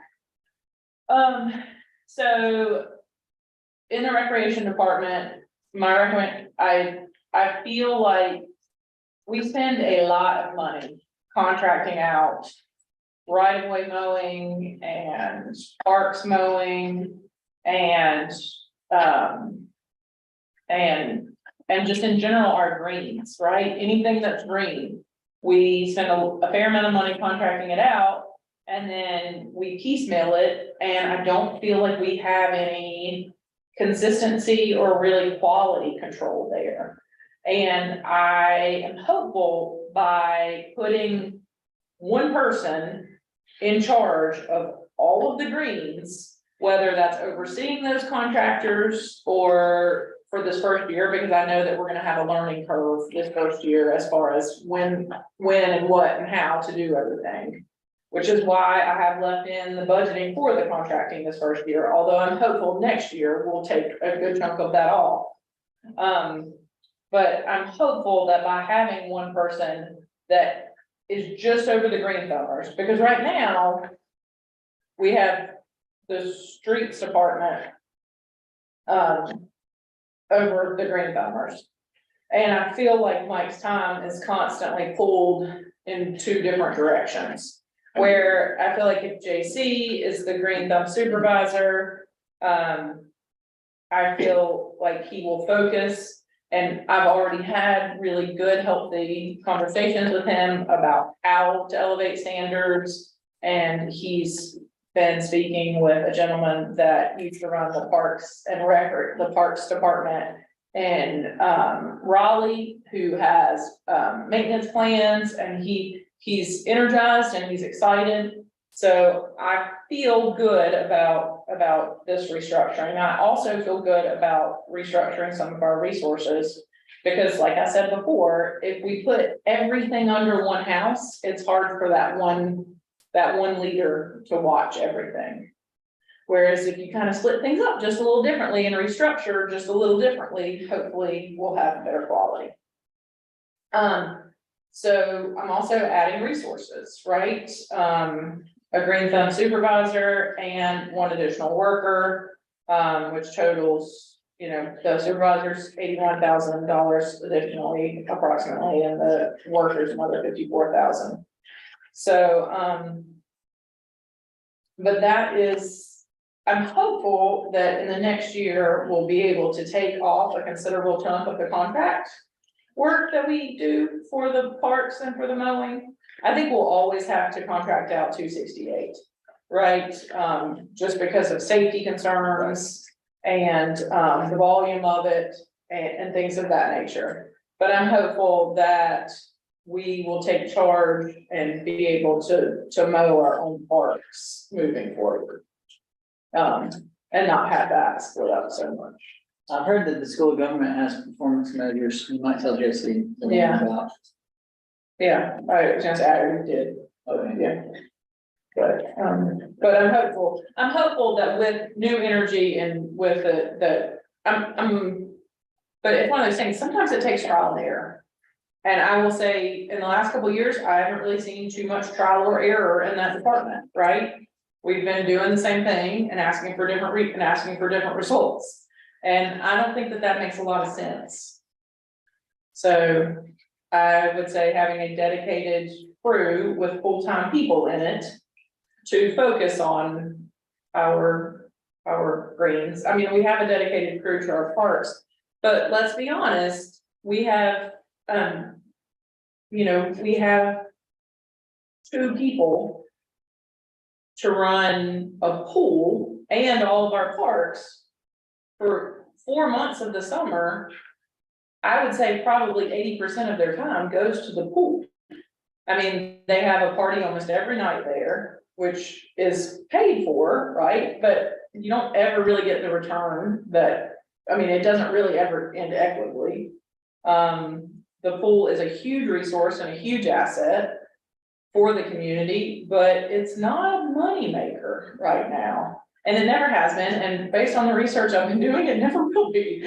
So, now it can be a little closer to break even from what I've read and learned, but that's gonna take a lot more effort. But that's not why you have it there. It's No. serving a different purpose. Yes, I mean, it's to serve the community, and I think it does, I mean, It's used a lot. it is used a ton, it is a huge. You take that 4 months that they're concentrating on that pool, the rest of the part goes unattended. And that's my point behind the restructuring. I feel like this will hopefully, stop that. And then also, we'll have people in the winter to do work on the parks. I don't know if you noticed, JC's been cross-training with the parks for the last 2 months. I mean, he's done work with the rocks and the signs, he's got a list of things. And I don't know if with the naked eye, if you're necessarily gonna pick out all the things he's done, but I think a year of that, I think we're gonna see some pretty significant I agree improvements. with you. I would would say be a better person. One thing we probably don't think about that pool, without that pool, some people may never learn how to swim. Absolutely, You know? I've written, I know a guy that used to play basketball with us at Smith Park all the time, nice guy, DJ Mays, he went canoeing, he drowned like 3 years ago. Yeah, he didn't know how to swim, he should not have been canoeing. But think about how many other people might not know how to swim to warm that pool. I mean, I learned to swim in that pool. I took swim lessons there every summer. But I feel like that pool is a community asset, and we should treat it as one. Also, it serves County asset. it serves our entire county. It's only one in the county. So, also, you're gonna notice on this list that, and that is more of the reasoning behind adding a person to the streets. I'm taking their most experienced person and putting them as a supervisor in a different department. You couldn't have picked a better person. He does have to go through the hiring process, and I do have to write a job description, so I'm not sure about the ins and outs of discussing him specifically today, but it's well intentioned. And we've had long discussions about it, so, but I do feel like if I'm taking one of the best assets out of the streets department. I need to put, and all the green thumbers who do help the streets department when they're not green thumbing. I do think we're gonna have to add one more person into their department just to balance it. I think it's clear to, or fair to say that if we're making this investment, we're expecting higher expectations. Absolutely. And we're expecting results, you know? Absolutely, and that's really, if you look at this budget, that is what this operating budget is built around. Seeing results, seeing facades being improved in our community, seeing greens improving, seeing parks improving, seeing streets improving. I mean, anything we're adding, if we don't see a result, then we'll reassess it next year. But I do think it'll take a little while. We need to be patient somewhat. We put $12,000, sorry, we put $10,000 in this budget for a parks master plan. We noticed it's a key component to some of the state and federal grants that we want to apply for, and we don't have one. A lot of folks, we lose scoring points in that. We lose a lot of scoring points, and also it would just be kind of nice for the parks department to have kind of a master plan for growth and improvement. Memorial Park, I put $20,000 in here for light poles. I don't know if you guys have noticed, I went down there the other day and was messing with one. They're in really poor condition. I talked to the county, to John Yates of the county about this. He agreed to put 25 into his budget. The language in our lease agreement is very vague, of course, right? It doesn't say anything about who pays for the light poles. It says that we're responsible for infrastructure and they're responsible for maintenance, but it doesn't say what. I don't. So I just threw a number out there and he said, okay, hopefully, fingers crossed, the county will sign on to allocate 25K for those light poles. I don't know, and that is dependent on them. But regardless, also we're gonna ask a local nonprofit who's taking out some light poles currently if we can have theirs. We're gonna try to use every resource we can. Do you feel good about our agreement with the council on that part? No. I don't understand why. I think it's intentionally vague. I think it's intentionally vague which is a very lawyer type thing to do, right? To not spell it out so that when it comes time to make decisions of this nature, you have to figure it out, or you have to wear the burden yourself. I'm not blaming them and I'm not blaming us. I would like a little more specificity in there, but moving forward, I do think it was very kind of John to agree to try to put some of this money in his budget, and to ask the county commissioner for it. And I think if they agree to, it will be a really kind and generous thing for them to do. In general, though, not the contract, but just having them take care of that part, do you think that's beneficial to us and our community? Cause it's in our town, whether they take care of it. Yeah, right now, with the position we are in, I think it is beneficial. I think depending on the growth of our tax base and the growth of our budget moving forward, we should maybe rethink it at some point. But right now, yeah, I think it's a huge benefit for them to do it. Also, to manage the baseball leagues is a lot. That is a huge endeavor. Is that what it really comes down to? They manage the baseball leagues? That's really what it comes down to. Yeah. And now, would I love to attract a baseball tournament? Have I talked to Thomas Sally about that? Have I talked to John about it? I mean, I've talked to Brandon York about it. I would love to attract a baseball tournament. They're great economic development generators. But we've gotta get that part spruced up before we attract anything. Well, that's kind of my question. Can we spruce the park up if they're managing it? We can do, yeah, What we want? yeah, and I mean, I've talked to John about some other little things to spruce it up, like pressure washing, the fences, like the bumpers on top of the fences and things of that nature. And we're gonna work together to try to spruce it up. Yeah, I think our expectations for that park should be just as high as the ones we're maintaining. I think It's in so. our town. I think so too. And I do think, John, in my opinion, the county has been pretty gracious, about in our conversations about sprucing up that park. Cool. I feel like, hopefully. Of course, the mowing contracts are there. And then, of course, the green thumbs are under that department now, which is the big thing. Moving right into special appropriations. Wait, I got a couple questions before we do. Oh, yeah, yeah. We have a plan to get the pool fixed. Is that the budget? Is there any? So we're not gonna budget, I did not put that capital expenditure in the budget. I do foresee us starting on it this fall. We have $150,000 from the Wilkes Medical Center Foundation to work on it. We also have, $500,000 from AFP to work on the pool house. I have been talking with a couple different organizations about hiring the same contractor to do both the pool and the pool house. So essentially, we have one project manager, right, that does both of those projects simultaneously to take the burden off of staff. And I'm trying to figure out what that looks like and what the cost of that is. I know that all of you should be aware that $500,000 was allocated to the rural transformation grant match last year for the River District. That money is sitting idle in an account because the RTG didn't go through.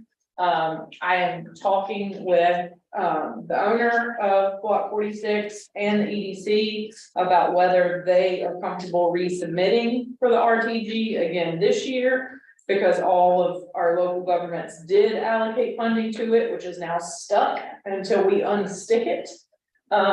So I feel like moving forward, we might reallocate that money towards the smoke park pool. Just depending on if we reapply for RTG or not. But I also feel sure that we can find funding to complete the pool repair, but I've gotta get some, It's be $500,000 in it. yeah, But all that is in the capital project of Yeah. Smith Park improvement yeah. that we opened last year, so none of that will come into the. Yeah, it's not gonna be in the operating budget at all. Well, Ever, I mean, it's Yeah. not ever, but it's. well, the stormwater drains, we've got all the stuff budgeted for that this year. So the stormwater drains, David Poor and David Webb will come to you at the beginning of May with quotes for the stormwater in North Wilkesboro, and we can decide if we want to use our PAL bill money on that, or if we want to allocate from somewhere else. But that is also, in my opinion, all of those things are special projects and they don't belong in our operating budget. And my last question, when we were talking about finance, were we doing anything to give Connie a pay raise? Because last year when I went and looked at. I already gave Connie a pay raise. She needed it. No. Deserved it, it's what. That's- I can give Connie another pay raise. Yeah, do it. I'll make sure she's taken care of. because Yeah. When we looked at those numbers last Yeah. year, that was one of my things about doing an across the board thing. Yeah, When I look at other things, there was a few positions that were like way behind and I felt like, yeah, Yeah, yeah. We give her another raise, she has to guarantee she'll stay 2 more years. yeah. She's not gonna do that. Yeah, Just one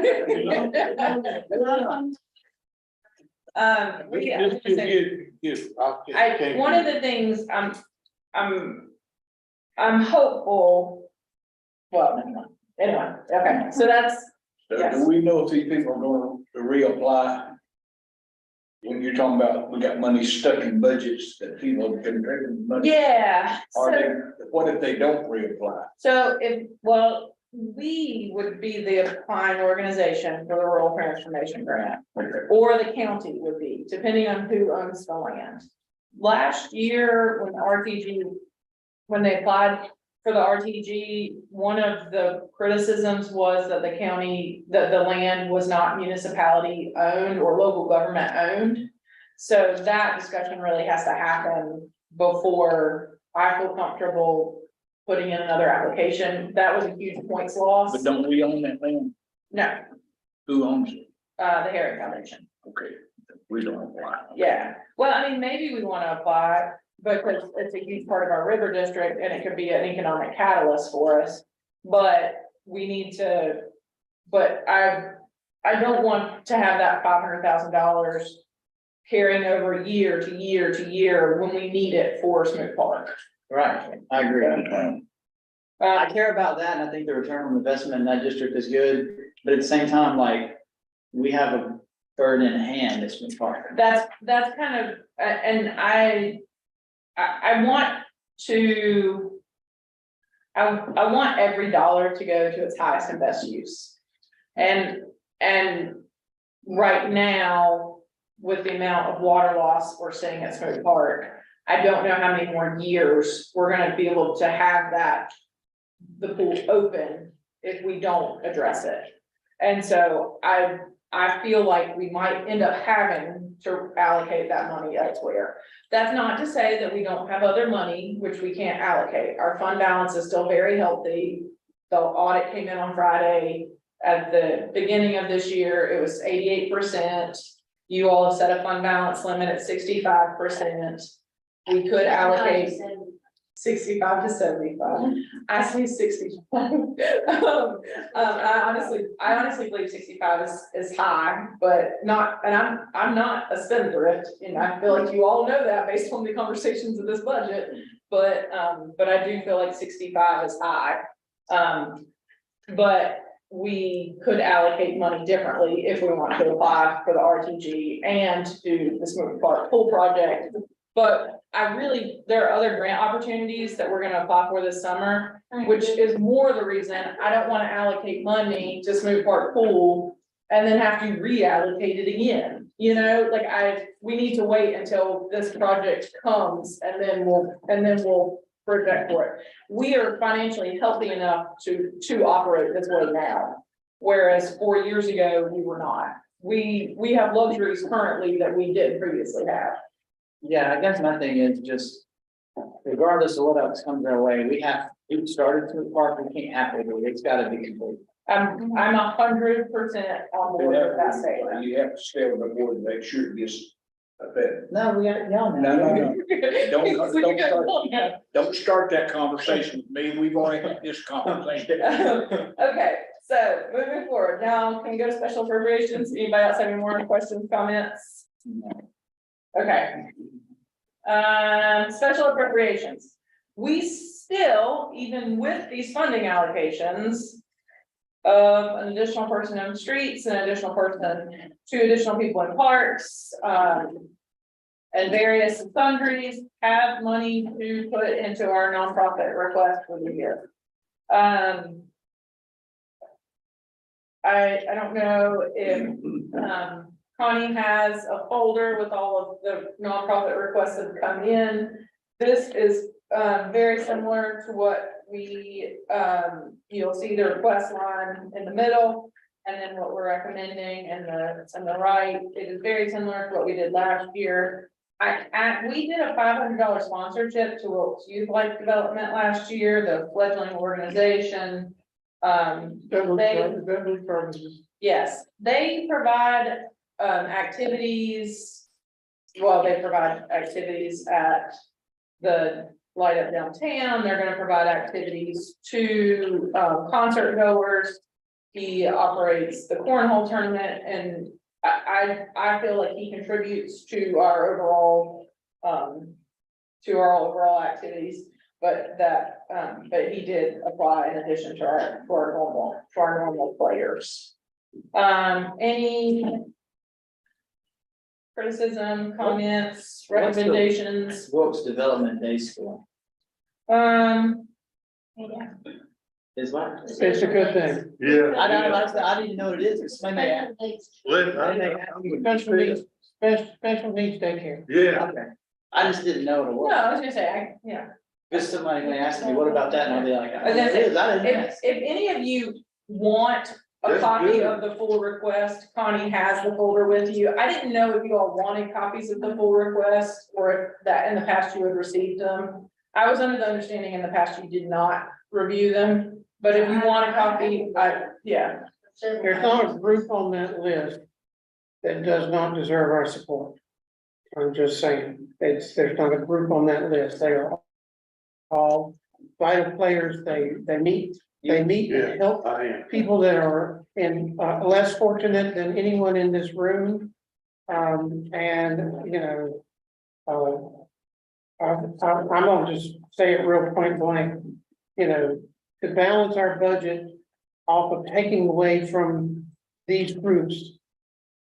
I think it's just wrong and bad optics. I think we keep these people and fund them the way we have for. Yeah, it, You know, we've funded these nonprofit groups for a long time. It's real easy to say, ooh, there's $46,500 there for the taking. But no, I think by giving back to the community, especially these types of groups, it pays, it's not tangible dividend, but it's dividends that are from an optic standpoint, I think are very important. And I agree with you, Michael, but I think there's another group that we should contribute money to, that's Pregnancy Crisis Center. I give them money every year and I give them clothes and all kinds of, the mayor and I went to the open house they had. That they do a valuable service for the community. Did they request? No, but to be fair, I mean, if I sent out to all nonprofits in the area. You couldn't carry it. Yeah, so normally we just send But out. I think that's one that we really should look at real You want seriously. me to add them to the list next year? Unless they come up and say, can we submit a request? We don't normally turn anybody down to submit one, but I don't send something out to everybody. Just the ones who. We have two, I mean, we can do whatever you want. We can ask them if they want to make a request this year, we can do it next year. I do feel like, Again, we've got the numbers to work this year. Yeah, we have. So where we are, I don't really want to start, but if, you know, if that's something next year that we want to consider. I don't have a problem with that. I would also, you know, I think at times we used to give to Safe House, and I think we also used to give to, there's a couple others that we used, and we've actually, in 3 years, we've pared this list back, but. It was some stuff requesting like the, Barron Springs Children's Home, They're so big, they got too many. yeah. They don't get on real bit. I mean, it is true, based on what this shows. The group homes here, you know, the one here, I think their office is over across the courthouse. Yeah, the Rainbow Center. Right. There's only one person there. Well, there are a lot of groups that we don't reach out to, that we need to or anything. Yeah, well, the Colnick Foundation, I think, pretty well plugged on their funding. House has been empty for a long time. Can we just say ditto? Well, I agree with the adding Luke's group to 2,500. so Luke had requested 5. I just felt like, A, because he's a fledgling organization, and B, just size wise, I felt like he was on par with, you know, a smaller organization. Also, I just didn't want to keep inflating the numbers here because we are balanced right now, and I didn't want to keep adding and adding. just, yeah, I'm not. Y'all are good with these? Oh, yeah, we're good. All right, that's great. I was worried about that one. I want to, you guys, if we get new members, I wouldn't mind for them to come in and tell me what they do. That's what. So Because one of these, like Safe Spot Children, that was something you recommended, but that's not something I've been aware of or know exactly why it really happens. I was very taken aback by how this process works within our town. And it's one of those things where I'm not necessarily trying, this year Connie developed my budget calendar. And Connie worked very hard to develop this budget, and we've worked very hard together, but at the same time, Connie takes a fair of the burden of this. And I didn't necessarily wanna go throwing a bunch of kinks in the wheel this year, right? I think it's important for these organizations to get in front of you all. Mostly because it's one more avenue for them to get in front of the community. And to talk about what they do, and it gives them a spotlight. But I do think, so next year we'll probably do it a little differently. We'll probably have, you know, I would say in the 2 months prior to this meeting. At our board meetings, we'll have a couple of them come each time and talk about what they do and what they want. But this year I wasn't ready to throw too many kinks in the process. I mean, Luke would come up to your store if you wanted. to Oh, talk I to know, him. I know Luke very well and his family. Yeah, but I'm just saying in general, yeah. a very general statement that when people come in and ask us for money, Mhm. they ought to have a presentation beyond just 3 sentences on a letterhead. Yeah, Well, I mean, I think that it's good for the commissioners to know who they are and what they do. Like, when I said Works Development Day, I really didn't know what they were. Yeah. That's why I asked. No, we can do. I think next year we're gonna structure this a little differently. You can start like in July and have one. Yeah. Yeah. Yeah, and So so, it didn't take so much Yeah. time. Yeah. Yeah, and then we'd be done halfway through. yeah, Which they fill out an application. Video, they do fill out an application. a It's just, 5-minute YouTube video, Yeah. you can watch it at your own leisure. Yeah, good. They all fill out an application, but I mean, it's one of those things where just in the past, we structured it this way, so. because most of them would get the. These conversations were smoother than the previous years. I think in an open session, having these people come and speak to us Would be good. is good too, instead of I mean, the YouTube video is a good idea, but you could just set a time limit, you know, Yeah. give these people 10 minutes or whatever, just set a time limit and say, hey, come and talk to the board, tell us what you're doing, you know, so. Well, when I And start, Mark's pretty good with stopwatch these days, I hear. But 5 minutes is enough, really. Yeah. Yeah. And a handout. Yeah, do that. They're supposed to actually. And it's just one of- Give a program for the town for us to be able to get that money, and they're supposed to be able to tell you what the program is that they're, the service that they're providing to them. it's not supposed to, the request isn't supposed to be for like a Operating. operating, it's supposed to be for a project. And that would be good to know. And it's good to build community. Yeah. you know. Yeah, I think, I think that all of these are really good suggestions, and I'm Okay, cool. noted. Moving on. The last couple things are just special appropriations, transfers, not anything that really is like decision-making necessary on y'all's part. It's just kind of other points of the budget. The Christmas cheer, 8,100, which I know was a mistake on my first page.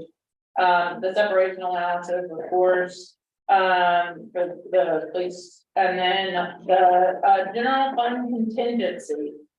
Clearly that number is gonna change ever so slightly because we've talked about several changes.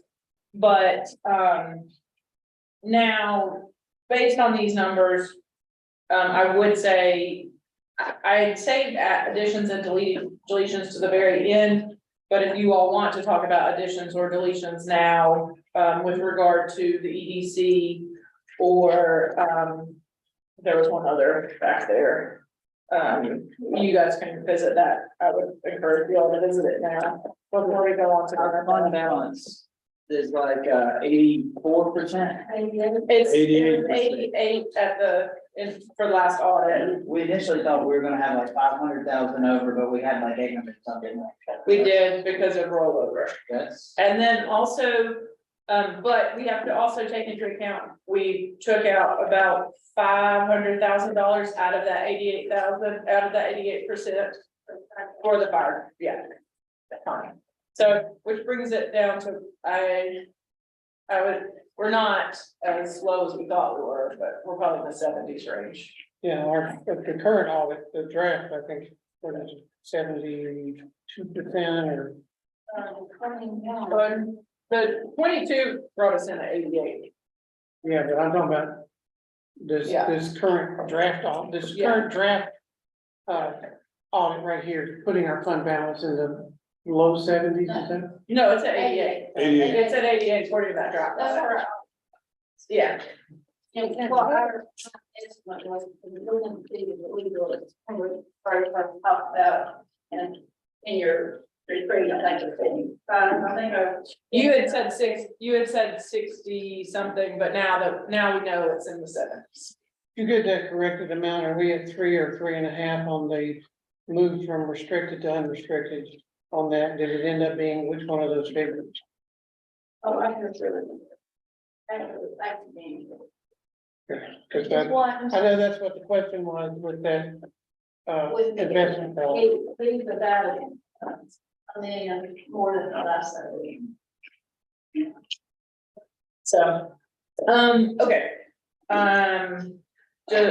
Does anybody feel very serious at this point without knowing, I know that I don't like the ifs, ands, and buts, but about raising the allocation for the Wilkes CDC? Well, obviously I do. Oh, well, I was gonna say, You submitted a great proposal. Yeah. yeah. Well, but would we not need to put this into some form of policy before we adopted that, because I would really prefer not to put it in a form of policy, because I really strongly discourage us allocating a percentage to the EDC moving so forward. we just pick We it are, up? yeah, we are happy right now with the way they deliver results. What if Leanne wasn't their director? What if Robin wasn't their finance officer? What if their team changes? I feel like by allocating a percentage annually, it is something else for me to have to undo at some point if things go sideways. Versus just saying we want to give them $75,000 this year. Okay, so give them 75,000. I'll take 20 off here. Yeah, that'll take 20 off our Would that- contingency. Would that be, 73 and would you feel that that would be? I mean, it would definitely much be, that would be more than 1%. I mean. No, what No, on no. on your thing is 70. 1% is Oh, I think it's 76, yeah. 76. No, It's yeah. close enough. So what, maybe we raise it $10,000. I'm very negotiable on that. I think it's a vital asset. I mean, this isn't some, these are things y'all should be suggesting. I'm just trying to think about the contingency. I'm trying to. You ask for more? My whole thing, No, they don't. my whole thing was just moving forward as a town. I understand what she's saying, but as a town, I felt like by having, even if it wasn't an official policy, something that we try to generally give them 1%. I feel like I just think it's a wise investment. I feel very strongly that the economy is the #1 issue in Wilkes County and in turn with Wilkesboro. And I I talk to agree with you. I talk to people all the time that want to live here and they can't because there's no jobs for them. And Or no that help. is, that is the only organization and thing we're doing to directly impact that. And that's how I feel about it. I don't have a problem giving 10,000. 10,000, 2 for 10,000, 1 for 10,000. How much? I feel like I'm an auction. Raise it from 55 to 65. I don't matter. It's all right. It's all right. I can go either way. I mean, my thing is like, How much you? part of the reason that I wanted to see us do it was in hopes that maybe Wilkesboro might up theirs too. By not having Or they don't, slogan. and screw us up. no. Yeah, I knew. No. You're investing in the community. Exactly. You're investing in growth. You know, I feel like this way, if we give them 10,000, Wilkesboro don't give them nothing more than what we give them. I don't have a problem with that. We're investing in our town, in our community, and $10,000 ain't nothing. but I think that's a good point. If they I'll say aye for that. get us stuff that's gonna bring us revenue, there will be a return on the investment. And, Absolutely. who's to say that next year we don't go up to 75? Can you Okay. look at that group and how much they need just for the Ginger. bringing back, well, just for bringing back, Ginger's now. Leanne, help with bringing back the track. Yeah. She was on top of that. That did a lot. that was Yeah, a big part, I will say that. So we're gonna move, so, just so I'm clear, I'm hearing I'll do whatever the board wants to do, literally. I don't care. Do what's healthy for us, of course. That's my nerve, that's The my healthy thing. line. Can we afford to give Right something, there. We can afford to give 10. It makes Okay. me nervous. Yeah, but don't put a percent down, No, just a donation. and I mean, I think that they will be, I talked to Leanne about this. And I talked to her about the 1% and why I didn't feel like it was a good idea to put in a policy where we have that sort of. Because then moving forward, we might have to undo it. So, and honestly, a lot of it is because Leanne is good at what she does, but if Leanne chose to leave next year. There's no guarantee she won't. There are all those things, and I'm very happy with her, but I don't necessarily want to. I guess I'll go back to my points to make everybody feel better. Giving them, even up to 77 would be like hiring an employee for the town of North Wilkesboro that's getting paid $53,000 a year. I don't know what kind of person that you could get to really do economic development here, but it'd be over twice that number. And so you should feel good Well, I about it. mean, I think Leanne's salary's Yeah, it right at is. about 100K. Yeah, and then you have her, you have Francisco, that's the marketing graphics guy, he's getting paid 50, and then Robin. So, it's being leveraged. I hope that the county and the town seriously do. We need to do everything we can as a community. And I'm glad that today I feel happy that the lobbyists, these other things, I feel good that we're doing things. And that's what's gonna take to turn around, because the truth is, you gotta be every community around you, because they're doing the same things. We gotta be them. well, what about the lobbies? No. I think the most important thing we have done today is go town to the lobbyist group. I think it's the most important thing we have done. So so just to bring this back, not to, we're going 65. I'm gonna put that in the proposed budget. You all won't vote in it today, but that's what I'm gonna go with, if you guys are comfortable with it. And then we're gonna move on to the water sewer fund. Try for 10,000 for your contingency, making it 63,700. Yes. 100. Yes, well, I was gonna say, they'll get a revised draft, right? Yeah. Because we'll send you a revised draft. Yeah, because I've got other numbers I've gotta change. Okay. Water sewer fund, not changes here, folks. Not a lot at all. We clearly have a lot of capital projects, which we are embarking on with the active flow and with the raw water intake, but those are not represented here with good reason, because this is simply our operating budget. And because until the 15 million from the state government will be a reimbursal process, just like with our other project. So it's not like they're gonna write us a check for 15 million and then we spend it as needed. I did receive three organizations are interested in the raw water project, which we'll have to look at very, very soon.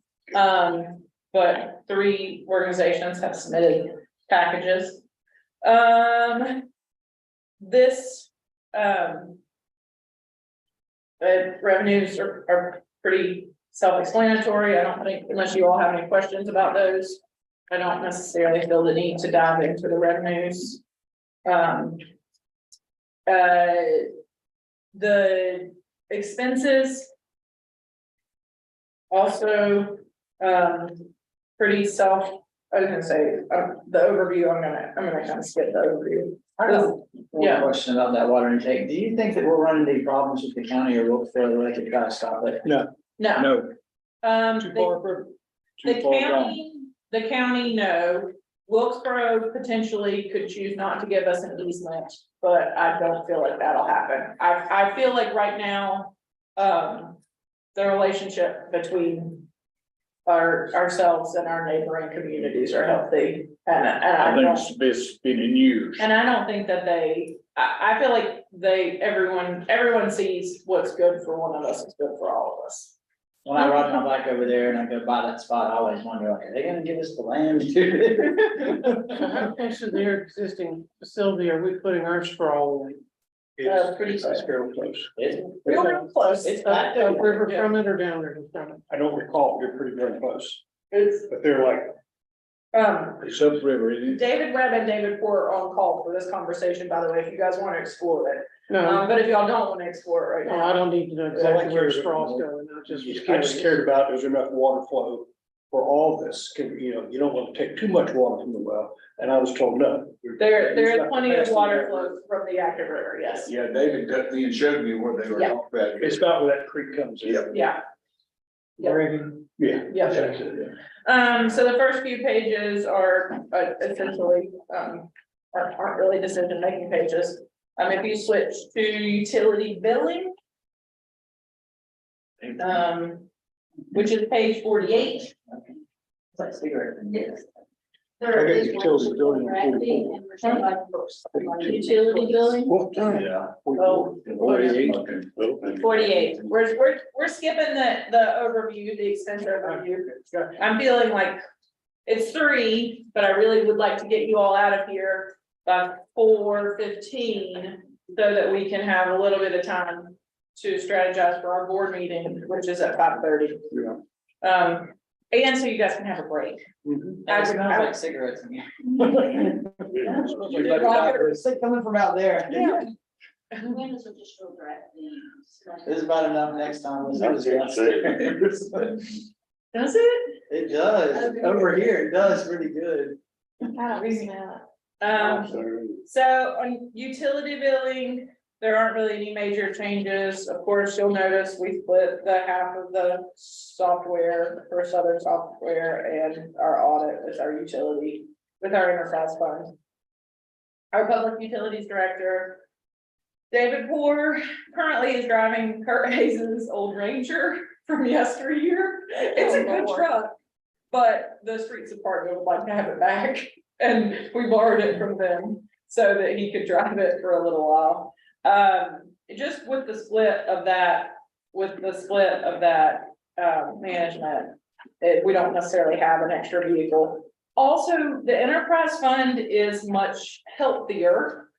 As far as having additional, well, I mean, honestly, it's profit that we can spend to buy a truck for him, so. Do you have that incorporated in here? Uh-huh. Okay. Yep, Good. yep, that is, I was gonna say that, That's all I we wanna have know. $55,000 outlaid for it. He's found 2 quotes for $45,000. Yeah, I talked to him. So we anticipate spending less, but you know, with taxes and all those things, we don't wanna under budget. Mr. Patrick at the water treatment plant, if we move on to the next page. That was really the only major change, one more. Mr. Patrick at the water treatment plant. He feels pretty sure that we should replace, one of our high level pumps for the rotating, assembly, which has a cost of $40,000. This is basically just maintenance, guys. And then we have, a cost of dredging. We did not dredge this year. We anticipate potentially needing it next year. That's something we budget for. Was it registered? The Reddish River. Yeah. Over here, yeah. Yeah, that's something we budget for pretty normally. We don't put it in every year, but because we didn't do it this last year, we're putting it back in for this We year. haven't put it in this year, but we used it for all those repairs. Yes, yeah, we had a lot of mechanical breakdowns at the water treatment plant this year. Which I don't know, if you look at the year, FY23-240 actual, you'll see we had a lot of unexpected costs this year. And yet, we still predict to have a fair profit because of the rate increases that you all put into place last year, and the year before. Year before. Well, all that equipment's real old anyway. Yeah. Yes, but, as far as things he predicts needing this year, which, I mean, hopefully we won't have any more pumps, implode, and if we do, hopefully they'll be under warranty. But, we do need one more, which is $40,000. There aren't really any major, Do we really know how much chemicals are gonna increase? Cause it's hard to budget for chemicals. So, It it changes, is, and it they, changes so often. Mr. Ford, Mr. Patrick, kind of, they did just based on a percentage. Yeah, the percentage increase this year, and then they did it again next year, so I don't, it's hard for us to predict those things. And especially, I mean, hopefully costs will go down in the next year, but I think if we, I'm not sure about that. So there isn't too much fine tuning in that department. Water maintenance. The streets department in the past has worn the burden of the budget for street and sidewalk repairs for water and sewer issues. And we feel like it's pretty important to take those repair dollars out of the street department and put them into water maintenance and sewer maintenance. And that way Danny isn't questioning where he's gonna get $5,000 to fix the sidewalk after he busted up. I'm not really sure why that wasn't done before. Maybe it was, but I don't know. It just seems like an odd thing to overlook for years. Moving forward, when we asked for, I think we talked about this, big grant money to like replace water and sewer, our sewer lines. Yeah, so. David Poor and David Webb actually came up with a list for me recently of kind of major projects that they would like to undertake. They have this process where they slide, it's called slip lining, where they slide a line inside of our old line, and then they essentially pressurize it, and it expands out, and it's crazy, but it serves as a replacement line without having to dig everything up. It's like putting a liner inside of a pipe. Yes. I've seen it done. Yeah, it's called slip lining. Yep. And they predict that we'll be doing a fair amount of that in the future. And it's It's also, well, it's a lot cheaper because you don't have to dig everything up. Sometimes it'll disturb the earth above it, but that's more repair work than, having to dig up whole streets. Well, I know that they're gonna have to do something because they are working on water lines left and right here. Every week. I mean, Yes, that thing that we had on Sixth Street a few weeks ago was pretty serious. That, Which you is- could have sent a canoe down there. which is why the CIP is so important. Figuring out what we need to do, when we need to do it, to get our best, to spend our money appropriately in the year we want, so we can make a plan, right? We can spend, there is this program, which, I just had a demo on yesterday through Withers Ravenel, where they can predict, is it still stink down there? Where they can predict, they put all of your information into a piece of software, and then it runs analytics, and it can tell you that you need to replace a manhole on D Street this year to get the optimum life on it, and to not spend this much money on repairing something else that's 2 feet away. That sounds awesome. It is awesome. It is also very expensive. That is a conversation for a different day. I realized, I thought it was gonna be more affordable, but it is, shocker. It seems like we may be behind the ball a little bit on that. We are, Replacing that stuff. we are. And I think, 10 years. and I don't know, we're not actually, our water and sewer assessment, we had completed several years ago. Overall, our water and sewer system is not in bad shape in comparison to other communities in North Carolina. Now, granted, North Carolina isn't necessarily ahead of the game on water and sewer, but when you look at our system in context and comparing it to other communities in North Carolina, we're not that far behind. Where we are a little further behind is in the analysis of where we are and what we need and how we best move forward and spend our dollars to the highest and best purpose. I think that's where I see our deficit, right? Because I couldn't tell you right now, yes, David has a list of paving projects that he wants to do. And yes, Danny has a list of things he needs to repair, but I couldn't tell you right now if it's better to do that paving project first or to do that sewer line project first. And those are the kind of things that someone much smarter than me could tell me, you know? Anyway, all right, I hate that all of this is recorded. It makes me, the quoting afterwards is like, oh, okay. Water treatment plant. Page 52, no, sorry, water. We did water maintenance, wastewater treatment plant.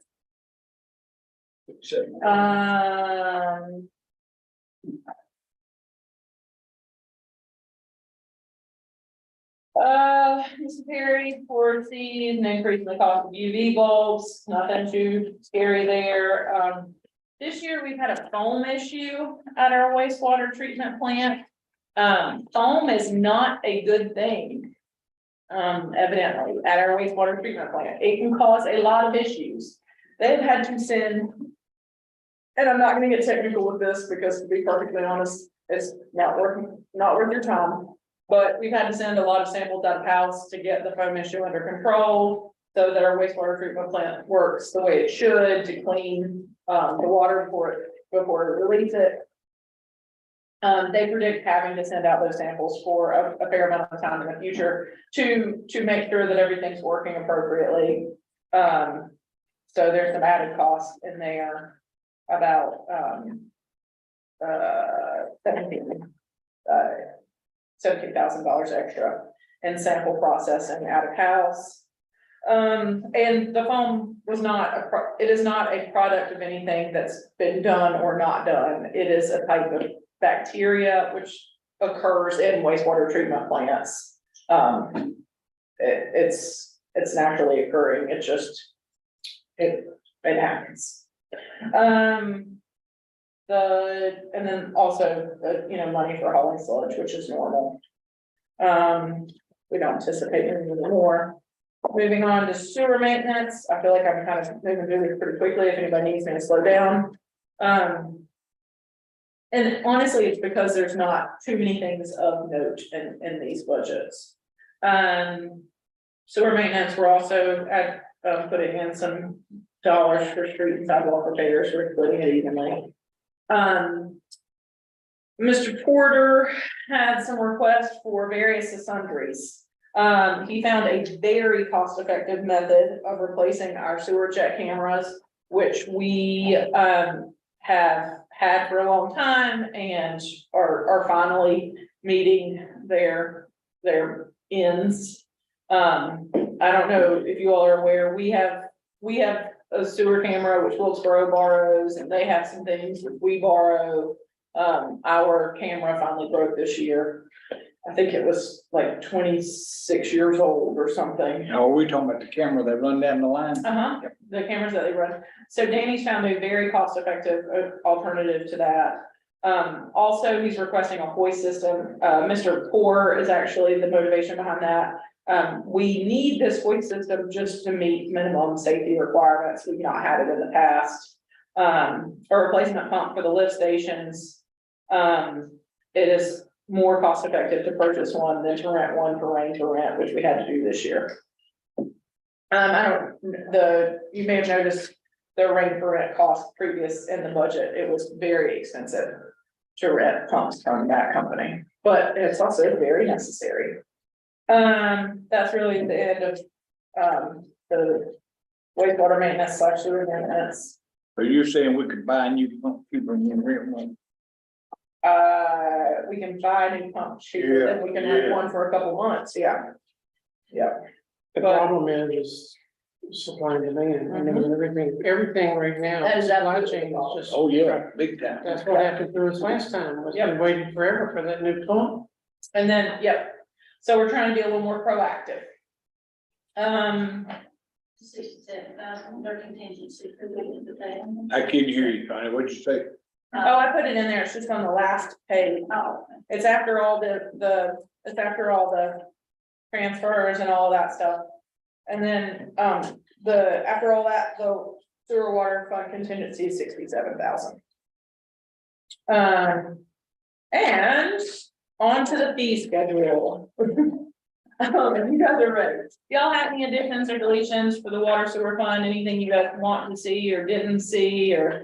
I foresee that we'll be going after a fair amount of grant funds for stormwater this year. There are a lot of stormwater grant opportunities out there. There's one through Golden Leaf right now for 250,000. There's several out there currently that I would like to pursue. Maybe do. But Michael doesn't get flooded anymore. I think. Just so you know, are there any time limitations on our right of ways that we have across the Pearson property for to bring the water? Because we're still, our easements are still coming down the Yakin and then cutting across the Pearson property. Yes. One of the advantages to the raw water intake project is our easements are all still in place. All right, the question I have is, and this is something maybe to consider. If they re-divert that river, does that, because I know Does it change the watershed? looking at where the easements are, if you look for the straight line of where they plan to, because they basically were gonna put that intake just below the Wilkesboro Bridge Mhm. and then run beeline across. Well, if you look, my 8 days in the hospital, I looked at that field for a long time. If you looked in that field, you can actually see the natural lay of where that original riverbed was. Mhm. It would dissect our lines going across there. And I just wonder if this river district were to take fruition in the future. And Which will happen we first? get this line in, what happens if they start diverting the river? The answer is, we've thought about it, but I don't know. Okay, I was just, It's gonna, the lines will be under the river. Well, I was gonna say, we probably will have to bore under the readies, which is an additional cost. well, we already have to bore once. Yes, but, and it really comes down to, hopefully, whoever designs our raw water intake will have enough foresight to predict and also to plan for things like this. Because I was just curious, because like I said, But I have thought about it. But it's like as a crow flies across that field. Yeah. And, Yep, yeah, but we're talking about, I mean, at best, you're probably talking 20 years before they would divert that river, if I had to guess. About that. Wow. the, Long time. the fee schedule, not that you guys need to flip through every single page, Connie graciously retyped our fee schedule. I don't know if you guys have seen it in the past. It was not nearly this clean or this tidy. She retyped the whole thing. The big takeaway, so a couple years in FY 2021, the board agreed to commit to a 2% increase for town customers on both their base and per $1,000 rate for 5 years. This is the next to last year on that, right, Connie? So we are recommending an increase of 5.5% for water associations. I've talked with neighboring communities. This keeps us competitive. It also keeps, which is important, of course, for us. I don't really think I need to elaborate on that too much. The closest neighboring community is also thinking about increases, but I think they're gonna do theirs this October. We had a discussion about that, and, the recommendations for departments. You all might notice the alarm fee schedule for the police department is obviously missing from this. It's because we haven't moved forward with the policy, which is on me. There's not enough time in the days. We'll hopefully add it later, but, oh, I know, evidently I need to stop completely. So the planning department recommends the rezoning fee to change from 200 to 250. The cost of newspaper advertisements has gone up, as well as the cost of postage. The zoning verification just rounded up by $5. But Planning also wants a note added that the zoning permit and zoning sign fees will be doubled if the permit is not done before the work commences. Which that's really been a problem where people wanna do it after they've already done the work, which is not, we don't wanna, we want to discourage that. The biggest jumps are in tap fees. And we are losing money on tap fees right and left.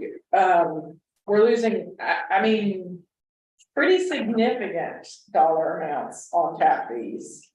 And I don't know what you all are gonna think about this, if you all see these number jumps. I mean, we're talking about for a 2-inch water tap, which is essentially a commercial water tap. I mean, jumping from 2,750 to 4,742. That's considered materials. It is just covering materials. It is not covering our labor. We are still losing in this endeavor. But the cost of the materials for taps has skyrocketed over the last year. I was gonna say, and all these notes are in the first page, guys, on page 66. Yeah. The Yeah, loss, I just kind of did them broken out because I didn't want you all to have to flip through all the pages. I just kind of wanted, and maybe, I don't want to discourage new construction. But I also don't want to lose $2,000 every time we put in a tap for a commercial building. So, and I don't necessarily think a commercial building would not build based on $2,000. Especially with our water rates as low as they are. But Well, if we didn't do that, otherwise you're subsidizing it. Yeah. yes, you are. Yeah. But those are really only the changes. As of right now. And then, of course, the alarm fee schedule for the police department. We really need to dive better into the enforcement of that through the alarm companies, whether they will adhere to it. So I'm not real comfortable adding it yet. Yeah, and you've got one that was adopted in 2016 on the schedule. Yeah, that's for the fire department, really. The false alarms. Yeah, that's for the fire department. Now, the other question I have is, and I've asked this question to Rob, and it's on parking tickets, okay? Parking tickets is a civil fine, it's not a fee, it's, you're not paying for the privilege to park. And someone needs to clarify, because they've got those things We can do that. That's fine. escalating. Yeah. And if it's a civil fee, the state of North Carolina voted down the ability for municipalities to collect civil fees. Yeah, I was gonna say, well, Meredith is decriminalizing our code right now, so that might come up with what she's doing. So my thing is then that, But I'll then those definitely- parking tickets basically become null and void if someone gets one and then decides that they're not gonna pay it. Is that the whole state is that way now? Yeah, they decriminalized those, they decriminalized a lot of civil penalties so that you cannot, like you can't, it used to be. If the town had chosen to, they could have actually taken you to court over parking tickets. And if you do that, you have to get money to the schools. Well, yeah, when I lived in Wilmington, you didn't show up to court for a parking ticket, they'd issue a cable, they the sheriff go pick you up. So, but I think because what the state did. You can't even take them to court anymore. I think they completely did away with. Like you can write the ticket, but if a person chooses not to pay it, then so be it. They chose not to pay it. So what's the point to even write them anymore? Yes. Unless you're gonna threaten to tow somebody. Well, and that's what, with the parking lots and, the changing the parking lot, / parking situation downtown. I mean, that would be the fear, was that you were towed, right? And then you go to a tow lot and then you have to pay that tow lot to get out of that tow lot, which in my opinion is way worse than having to pay Oh, yeah. a ticket. Bill's But- garage and boom, we'll tell you. Yeah, Yes, yeah. tell you. Well, I mean, I know, I mean, yeah, so I would say, but, But what you're talking about doing with this parking lot back here is you're changing it from a civil penalty or a parking ticket yeah, to a fee schedule, Right. because in order to park in that lot, you're paying a fee right, for that privilege, and so Right.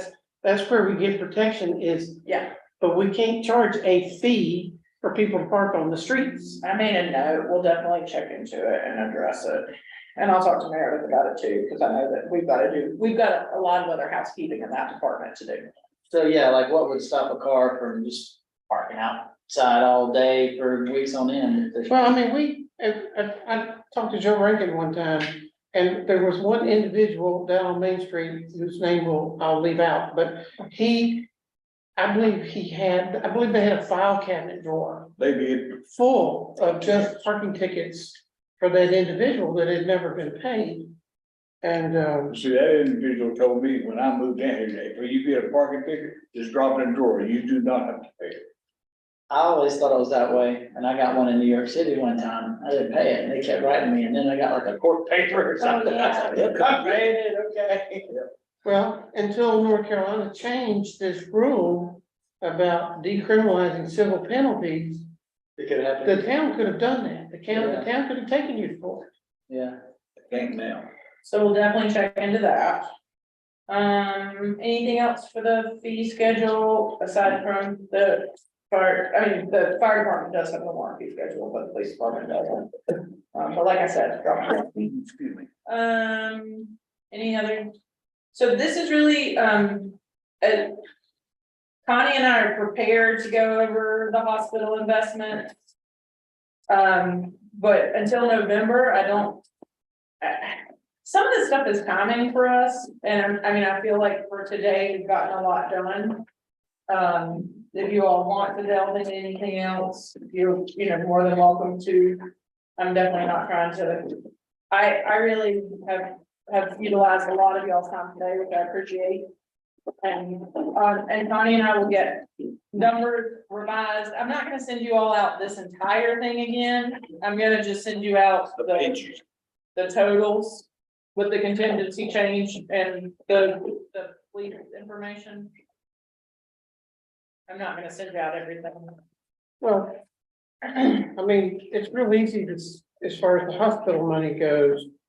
The yearly lease payment is accounted for in our budget. Yes. It's used in our operating fund. Yes, The money that is rolling from restricted to unrestricted is also being accounted for in our fund balance. So those numbers of monies that are available to us if we needed to are already accounted for in this budget, correct? Yeah, Yeah. well, the $500,000 is included in our revenue. But each year, if you have more rolling over into your fund balance over the $500,000, it shows you're not spending it. which is what one of the points that Connie wanted to make today. But what you asked me for, what I think is we have after June 30th this year, we'll have 2.5 million available to spend in the hospital. From the capital management fund. From the, No, that's the long-term fund. That first long-term fund comes up in November, Right. at which point we can either roll it to a capital management fund or back into a long-term fund. I knew we talked about one of them, but I couldn't remember which it was. Right now, the capital management fund is actually paying a higher interest rate than the long-term fund, but the Right. problem is the capital management fund, up until this last 14 months, has been paying almost nothing. Like 20, we got like 20 grand on $5 million investment. So, it's been like piss poor, but excuse me. Oh, you're fine. Well, he has to adjourn before we can cut it. So, but anyway, it's still, so our decision as far as what to do with investments will be in November. Because that money that turns over in November is still restricted. We can't just spend it. We just have to decide whether we want to take that restricted fund Right. and go with the hospital, the capital management, or whether we want to go back long-term. just before we put it, so I mean. with all the So, but decisions we had. it's, you know, we cannot. Because we will have already gotten our 500,000.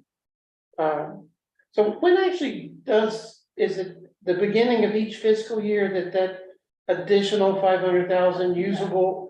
Makes it adjustment after June 30th, when they do the audit election. Okay, all right, Okay, so we burn that bridge in November. yeah, and that's really just, I know, that's a housekeeping issue more than anything, because like I said, it's just. The lease payment every year and that upfront. All we gotta do is decide if we say that. I think short-term interest rate. Depends I on say, if you got people there. budget Couple more years. our audit said that we had $800,000 in asset. So that shows that $500,000 is in that 800,000, that's. So we're not spending it. That's rolling into the fund balance. So it increases the fund balance, but it does not, but it doesn't mean we're actually using it. We are Yeah. budgeting. But when you spend the fund balance, you In theory. If we spend the fund balance. The other thing We too haven't. is don't forget, in addition to the, what is the hospital payment up to? It's like 1.2 now, isn't it? Because we do the 2% increase per year, every year that the lease payment is made, so it started out at $1 million and then increased 2% per year. It is 2, isn't it? I think it's. Yeah, it's okay if we adjourn and then continue this conversation. Go ahead. Take I'll make a motion, we adjourn. A second, please. Second. All riders are in favor. We're adjourned.